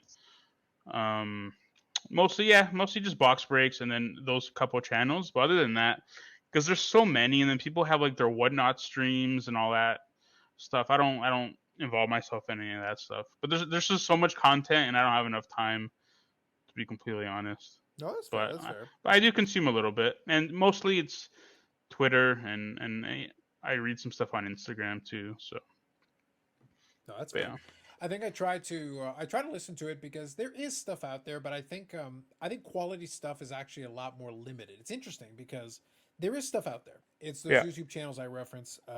I was scanning through my podcast feed here a little bit just so that I could refresh myself. The Card Foundation podcast, which is out there. Hmm. Billy has been on that one a little bit. Yeah, yeah, he has. There are some other guys who also do a little bit of that as well. Stacking Slabs, I know, does some discussions on that stuff. A little bit touches on it, and Sports Card Nobody is somebody else who does some wrestling Yeah. card thing. And the Squared Circle Relics is one I got into. Those are the British guys Hmm. from across the pond. They talk about it from Oh, their perspective a little bit. I'm not sure I've come across that one. Yeah, The that one other I ones caught on I just have. recently. Yeah, that one I came across recently.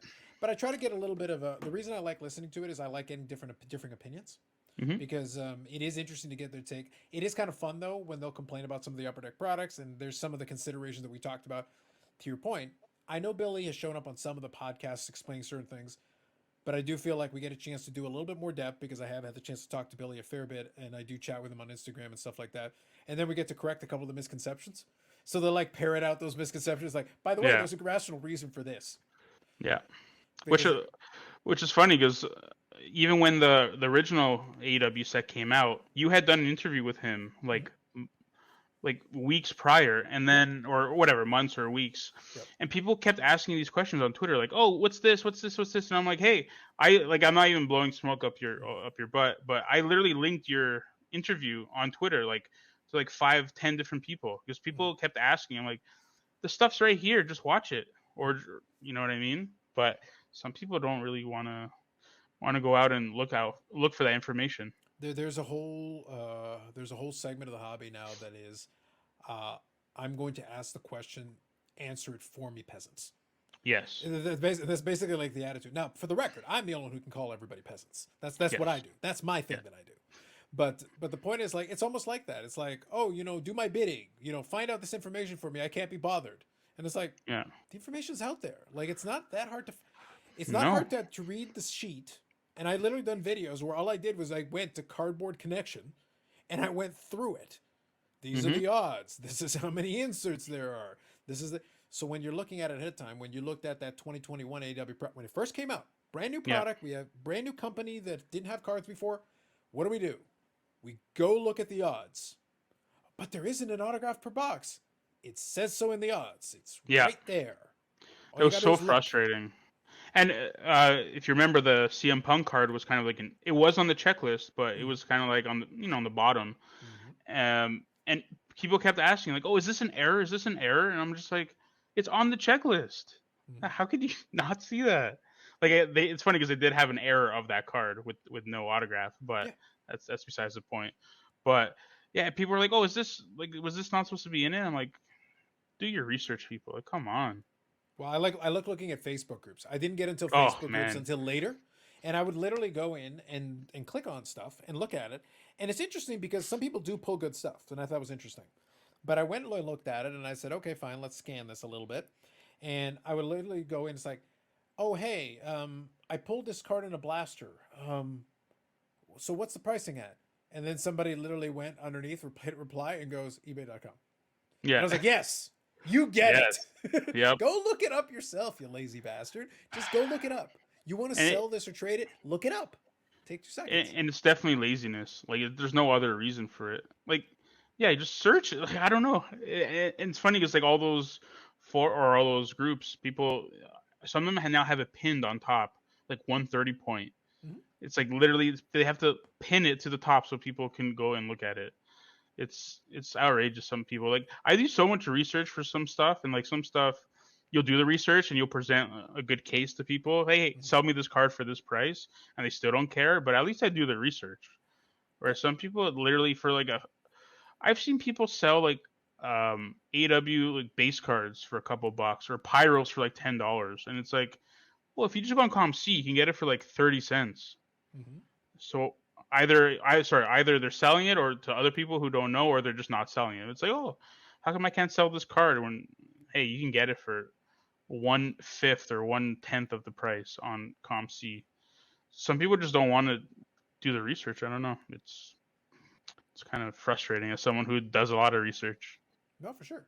But I think it comes down to kind of what you just said is that a lot of people don't want to put in. Right now, there are a lot of folks that have gotten to the point that they can't do that work for themselves. They don't want to do any of the groundwork. And it would be useful, it would behoove them to do it because even when that first product came out, there was a window in time where you could get more for those base cards. There was a moment in time when you could get Yes. more for the regular insert because when it's early days and people are filling out their sets, that's the maximum demand you're going to have. People are opening it and it's fresh in their mind, and that's your best shot. After that, a bunch of it got dumped on ComC because people would open up the e-packs and then shuffle over the stuff, and all of a sudden the finisher parallels were more commonly available. All these Yeah. other ones were more commonly available. Why? Because people were pulling them, throwing them on there, trying to get their couple bucks back, Yeah. and they would just take whatever. And As it dries up, those prices will probably creep back up. Such is the Hmm. circle of life. Starts up high early, then all of a sudden it gets dumped on the market. It's too flush, but then as it starts getting picked off, the tougher stuff, all of a sudden it starts drying up a little bit. It's like, Yeah, now it's it's interesting. it's fascinating. Like you'll see a lot of stuff. Like I'm still looking for a Powerhouse Hobbs finisher parallel, and they're out there. Like I've missed a bunch of eBay auctions, but then you go on ComC and there's three of them on there, and they're like $50 each. It's like, oh, cool. I guess I'm not gonna pay 50, and I'll just wait for an auction to pop up, and I'll get it for $5. Like Well, that's exactly. some of these prices don't. They just make no sense. I was telling you in chat that someone posted a Wardlow high gloss from 2021 AEW, and they posted like I would pay 150 bucks for that card like that Mm-hmm. because I haven't seen one in a long time. I go on Facebook, I see it, some guy posted for $40, and I'm just like, oh no. Obviously, right away, someone scooped it up, but For sure. that's a case where that guy. It's funny because those cards don't transact that often, but that guy definitely didn't do his research, and he burned them. So he lost. Like if he had just waited or put it on eBay or something, I would have paid him $150 for sure. Oh, for sure, makes sense. And like I said, for the powerhouse thing, they probably should have looked at the comp because when I pulled a finisher for MJF, I probably sold it for like 45 or 50 bucks. It's like, well, if the MJF is 45, 50 bucks, you're probably not getting 45, 50 for powerhouse. Just Yeah, throwing it out there. I bought a couple Wardlows for like 15, Mm-hmm. Yeah, and that's now because his prices have kind of plummeted. But even MJF, I think I have two of the finishers, and I waited on ComC for someone to list it, and then you buy it quick, like $30. But that's on the low end, like exactly what you said, 45, $50 for those cards is not it's not uncommon. I think it's fair. Yeah. So what we'll do is we'll wind her down on that. One other thought that I want to kind of give as well is that the research piece is important. That is Yeah. really a critical point that I do want to kind of emphasize and hammer home. A lot of these discussions today, we got really into the weeds. That's kind of what I Hmm. wanted to do though, because I knew that you were into it a little bit more, and we could discuss that element of it because it is a weird genre.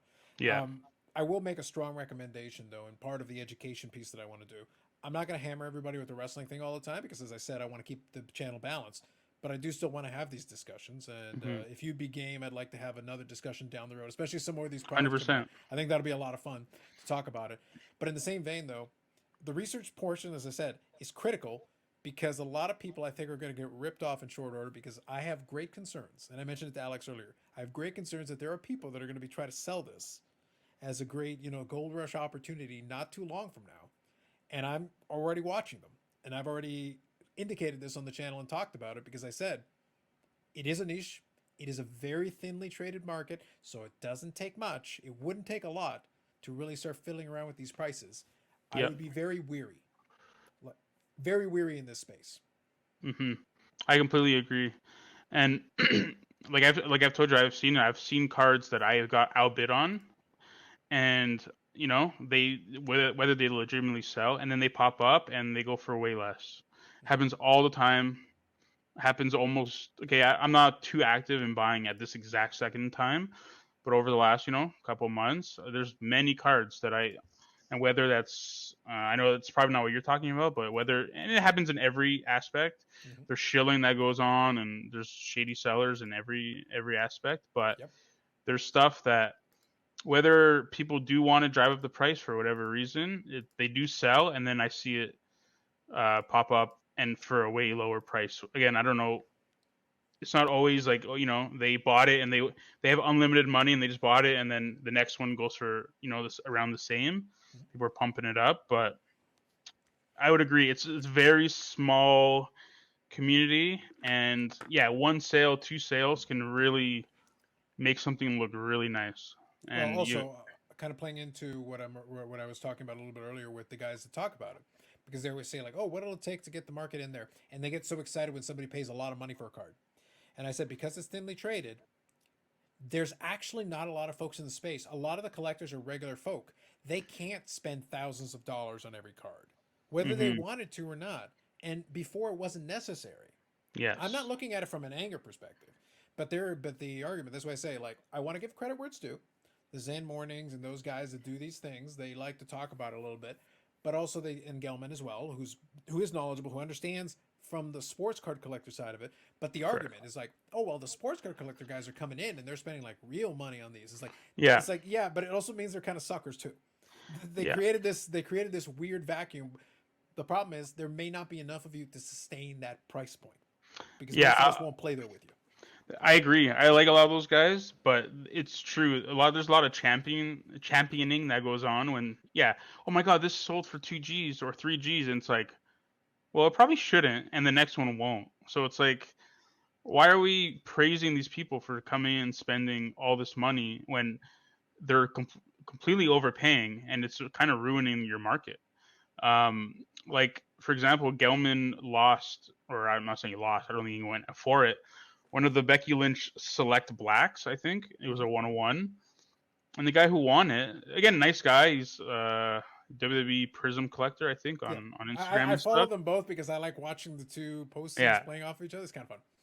Well, he again, I'm not. This isn't like a private conversation I had with him. He paid like 7 Gs for that card, Mm-hmm. and it's like, who's your second? Who's your competition? Probably like Gelman, and if he wasn't gonna pay, he went up for I think 4K, and he didn't. He said that was too much for him. So this guy, again, I don't know anything about him, but if you're gonna pay all these prices, it kind of not ruins the market, but it kind of, you know, it kind of fudges it up a little bit. Like, personal example that no one really knows is there's someone on Instagram. I think it's like William Wallace, WWE.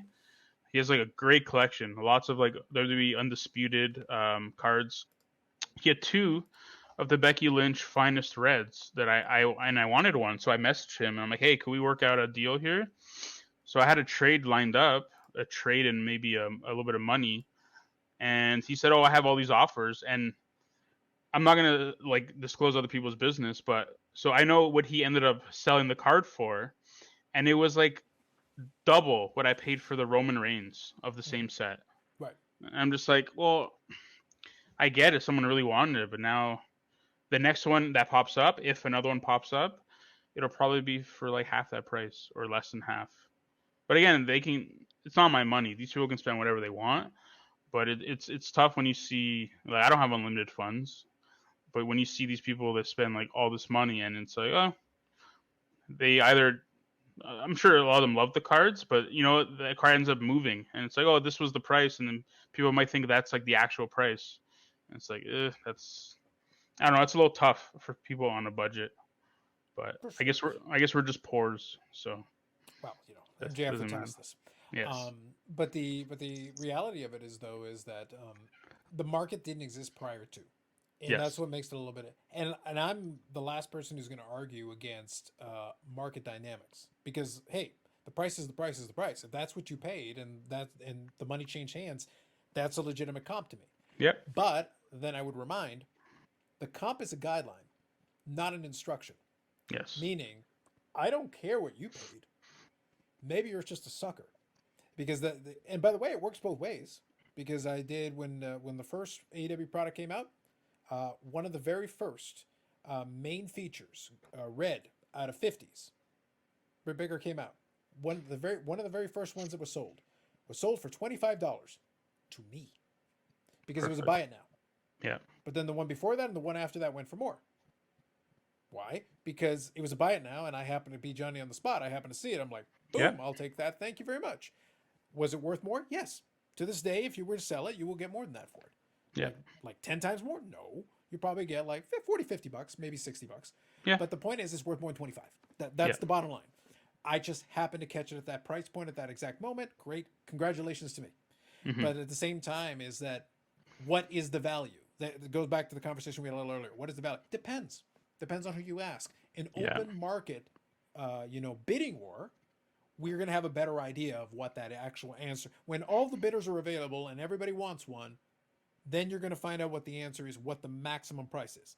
But Yeah. then the next one that sells, one person's likely out of the market.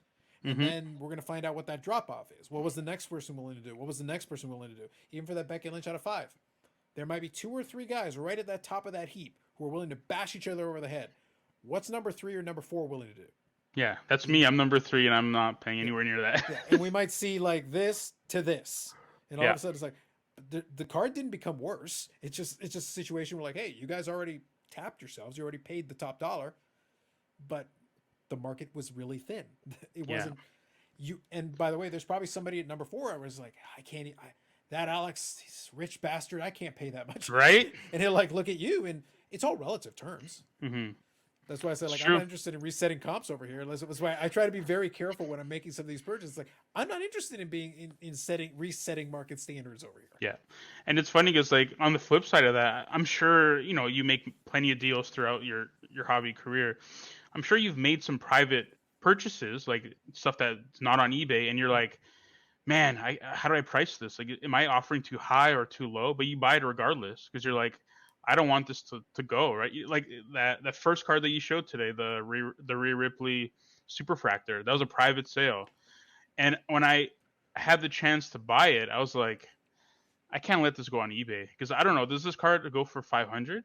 Does it go for 2,000? I have no clue. So me and the guy, we made a deal that benefited us both, and I'm like, hey, I got it. But the true indication of what that card is worth is, yeah, it's if it goes to the eBay. But I was not gonna let that let that happen. Some cards, I know we're talking about like we don't want to set the whatever price, but some cards you get and it's like, oh, I'll pay whatever I need to get it. But with our budgets, or at least my budget, is that ceiling is pretty low. I'm not gonna spend like 5K on this card. Well, at Um, least look, I'm with you. At least until that sweet, sweet Fanatics money comes in. Like I said, I'm willing to sell out the whole channel. Like, just cut the check. Cut the hey, check. Do it. it's coming. Listen, I have dreams. I have dreams, and if they ever come to fruition, oh man. No, I'm still a cheap bastard. I probably still That's won't. all right. There's still like I didn't become rich. I didn't cash out to Fanatics to suddenly spend all my money on cardboard. Yeah. I'd have other plans. But I always use the analogy. I use the joke. Like the card right above my finger here is a Medano Country of Origin card. Okay. And that sold a couple of times over the last couple of years, and each time for an escalating dollar amount. It Yes. went from like 300 something. I was underbidder at 400 something. I couldn't get a private deal done at that. I was underbidder at 530, and it sold. I ended up paying 625 for that one. That is the most that Jeez. anyone's ever paid for that card. Yeah. But it's not the thing is there are people out there who are like want to have a championship belt. Hey, I overpaid more than anybody else. I'm the biggest idiot. No. I'm very annoyed. I would rather have paid half that, a third of that, a Yeah. fifth of that. But I wanted it for my collection. At that point, I was pissed off, and I wanted the stupid thing. I was like, "You will sell it to me." Yeah. Sometimes you just you gotta do what you gotta do to get the card. I think generally, like we're just speaking generally, me and you, we'll wait, or like with that card, it's like I want it, I'm gonna pay. Well, the problem is it's a print run of 12, and I know several of the people who have them, and they're stuck in those collections. Yeah. They're not going out. So it's the float situation. Like what is actually available versus what the print run was. And Correct. the answer is the actual available is dwindling, and this one is now buried in my collection. So now there's one less. So the next Wait, one, what year is that from? 2001 2. Yeah. So it's like then you gotta factor in the age factor where Yeah, it's been it's 20 like years. yeah. So who knows where those copies are I know where a aside few from of the them one. are Yeah, because I was underbidder on aside from several those. of them. Yeah, but it's but true. that's a specific situation. I've been chasing that for 20 years. I've been Yeah. wanting it as part of the collection for that period of time. I was after, and in the end, I actually got probably one of the nicer patches. So fine. Does that make me thrilled paying more than anybody else? No, No. no. Doesn't actually No. make me feel better at all. Yeah. If I can pay the least amount of on any card, I would love to do that. So that's why I don't get when people champion all these high sales. And it's Yeah. funny because like there was one, it was the from Impeccable. It was the Brock Lesnar out of two. Well, I don't know Hmm. if you saw it. I don't know if it's that copy that had sold prior, but there's a copy that keeps getting relisted. I don't know if it's not, if someone's shilling it or whatever, but it's funny how everyone, when that card sold initially, was like, oh my God, 2K or 3K for this card. And hey, it's hit eBay like 3, 4 times since. And Well, nobody mentions that was the that. Prism Gold issue. Initially, when Yes. Prism came out, Yeah. and I did a video about this. That's what I say. From time to time, I will still do a video discussing this general topic and use the examples and all that. I'm happy to do Yeah. it, but not all the time. I'm not going to beat everybody over there. Y'all do you. Whatever you want to Of do is course. fine by me. But all I'm saying is that do the research ahead of time, look it up, see if it actually makes sense to you. go look at the completed auction. Look at who bid on it. If you're Yep. seeing one feedback and zero feedback, people bidding it up here, like, be suspicious. Be extremely Yes. suspicious. And if you see the card relisted several times, be super suspicious because Yes. you got to be like, there's probably something going on here. And because there are people that'll cite those and be like, oh, it should be worth this. It's like, guys, it'll be worth whatever the market says. We've got some people who put some money in. That's fine. I'm not judging because I understand. But we did make it a little bit silly. And Yeah. unfortunately, there are some folks who are just keen on that idea above all else. It's like, yes, it does increase the value, and that's useful in as far as if I'm selling, it's useful. If I'm Yes. buying, it sucks. Yeah. Obviously. Yeah. That's just I like completely reality. agree. Like, doesn't Yeah. help me if I'm buying. Like, that's great. The value is going up, but oh, my collection's worth more. Great. If I'm selling, Yeah. I'm not selling. yeah. If I'm buying, like, that doesn't help me at all. Yeah. I always tell everyone I'm not an expert. Like, I'm just a guy who likes to collect, but a lot of the stuff doesn't really make much sense. And again, people can spend their money how they want, but if you're just throwing, and I guess the argument could be like, I'm rich, I can do whatever I want. But at a certain point, it's like, okay, but everyone else kind of has to not suffer after, but kind of deal with your market after you overpaid. And it's not only in wrestling; you see it like everywhere too, right? But in wrestling, because like you said, it's such a small niche that Mm-hmm. you definitely every big sale is posted on like Twitter by a handful of people, right? Like you never see a card go for like 3 Gs and then just no one talks about it. It's always posted. So it's kind of like when you see that information, especially a lot of like newer collectors, they'll be like, "Oh, I guess that's the market." But it's like, okay, wait in a couple months, you'll see. Like, I don't hear anyone talking about how Roman Reigns prices are like. People were buying those chrome gold refractors and stuff for like $500-600, and now they're probably worth like $150-200. Nobody talks about that part, but it's always like the big sales. You gotta. It's like a race to Twitter to talk about the sales. But It's all about the Twitters. It's true. yeah, It's true. the old tweets. Mm. But yeah. So, Alex, an absolute pleasure chatting with Oh, you. thank you very much. Likewise. Uh, Already, if you look beside his name, that is the handle that you can find Ugh. him on Instagram on. Is there any other spot that is there any other spot that the people can reach you? I unfortunately am the same user name everywhere. So Mm. you can find me literally almost every card related site. eBay, if you want to buy my stuff, obviously. ComC, Twitter, Instagram. I was gonna say Beckett. I guess technically I still am on Beckett. Mm. Hobby Insider, Sports Card Forum, Blowout. Same username everywhere. I'm very consistent. I don't like Nice. when there's differing usernames. I get a little nervous. But Mm. you can find me in some of the Facebook groups too. But I don't really advertise who I am. But I mean, it's nothing. I'm not doing anything nefarious. I'm just buying cards. That's pretty much it. Fair enough. Yeah, same username. Love it. And like I said, I think the takeaway from all of this is that the wrestling cards are stupid. You should sell all yours for nothing. And 2022 Upper Deck is second set or second base set or whatever we Series two. called it. Series two. Series two. That's what I Yes. messed it up. I went back to Pokemon for that Yeah, I for wanted to some make sure, reason. but I want to make sure I include the anti pump at the end. I want to be Yes. really clear on this. All this Yeah. shit is overpriced. Yeah. Don't All of buy it, any of it. all of it is trash. Yeah. Ignore it and Garbage. buy none of it. Trash. Absolute garbage. Garbage. Dog poop. Yeah. Yeah, that's why we spent 2 hours talking about it. Yeah. Light on fire. Send to us. Do whatever. Yeah, whatever you need to do. Yeah, yeah. Yeah. Send to Okay. us. Send it to us. Yeah. I think that's fair. I think that's the right thing to do. Look, at the end Yeah. of the day, it's a collecting genre just like any other collecting genre. It does have its interesting nuances. That's why I wanted to chat about it a little bit. And there'll be more down the road here. Like Yeah. we're gonna as we add more sets into it, it's gonna add another dynamic. That's why I Yeah. said I prefaced everything by saying the next couple of sets then are undermining some of the current sets, but then they're going to create their own dynamic when they come hmm out, and we're going to play this game all over again when we enter PMG land. I don't even know what that's gonna look like. I'm like nervous almost. But that Yeah. Alex, that's why I said to be continued. There's Yes. another conversation to be had because we're going to be playing a new set of market dynamics, and I am also nervous about it, but I am also looking forward to it because I do love to observe this, and it does Yeah. fascinate me. But generally, I can kind of predict if it's gonna be like the kind of feedback. But I'm I don't know. I don't have a great outlook on what the PMG world is gonna look like. But hey, I'm excited. I'm excited but nervous. But I have no money, so I can't afford anything, so it doesn't matter to me. You might have to put some more of that stuff on eBay. That might be your only hope. Hey, people, hit whatever link, hit my eBay, buy my stuff. I was gonna say, like, at that point, the people are going to be. I feel there are some folks that are getting ready to load up, and that's what I think is going to make things very interesting out of the block in that one. That's why I Yeah, say, like, the card collecting world never sleeps. It keeps rolling never. on, and there's always something down the road, and I can see something over the horizon over yonder. I don't know exactly when it's coming, But and it's I'm bracing coming. myself for it, but it's coming. Yeah, yeah, it'll be fun. That's the one thing. It's just at the end of the day, like I know some people spend a lot of time on the internet talking about the hobby and whatever, but at the end of the day, it's a hobby. For me, it's fun. I spend a lot of money on it, but at least I don't get too stressed.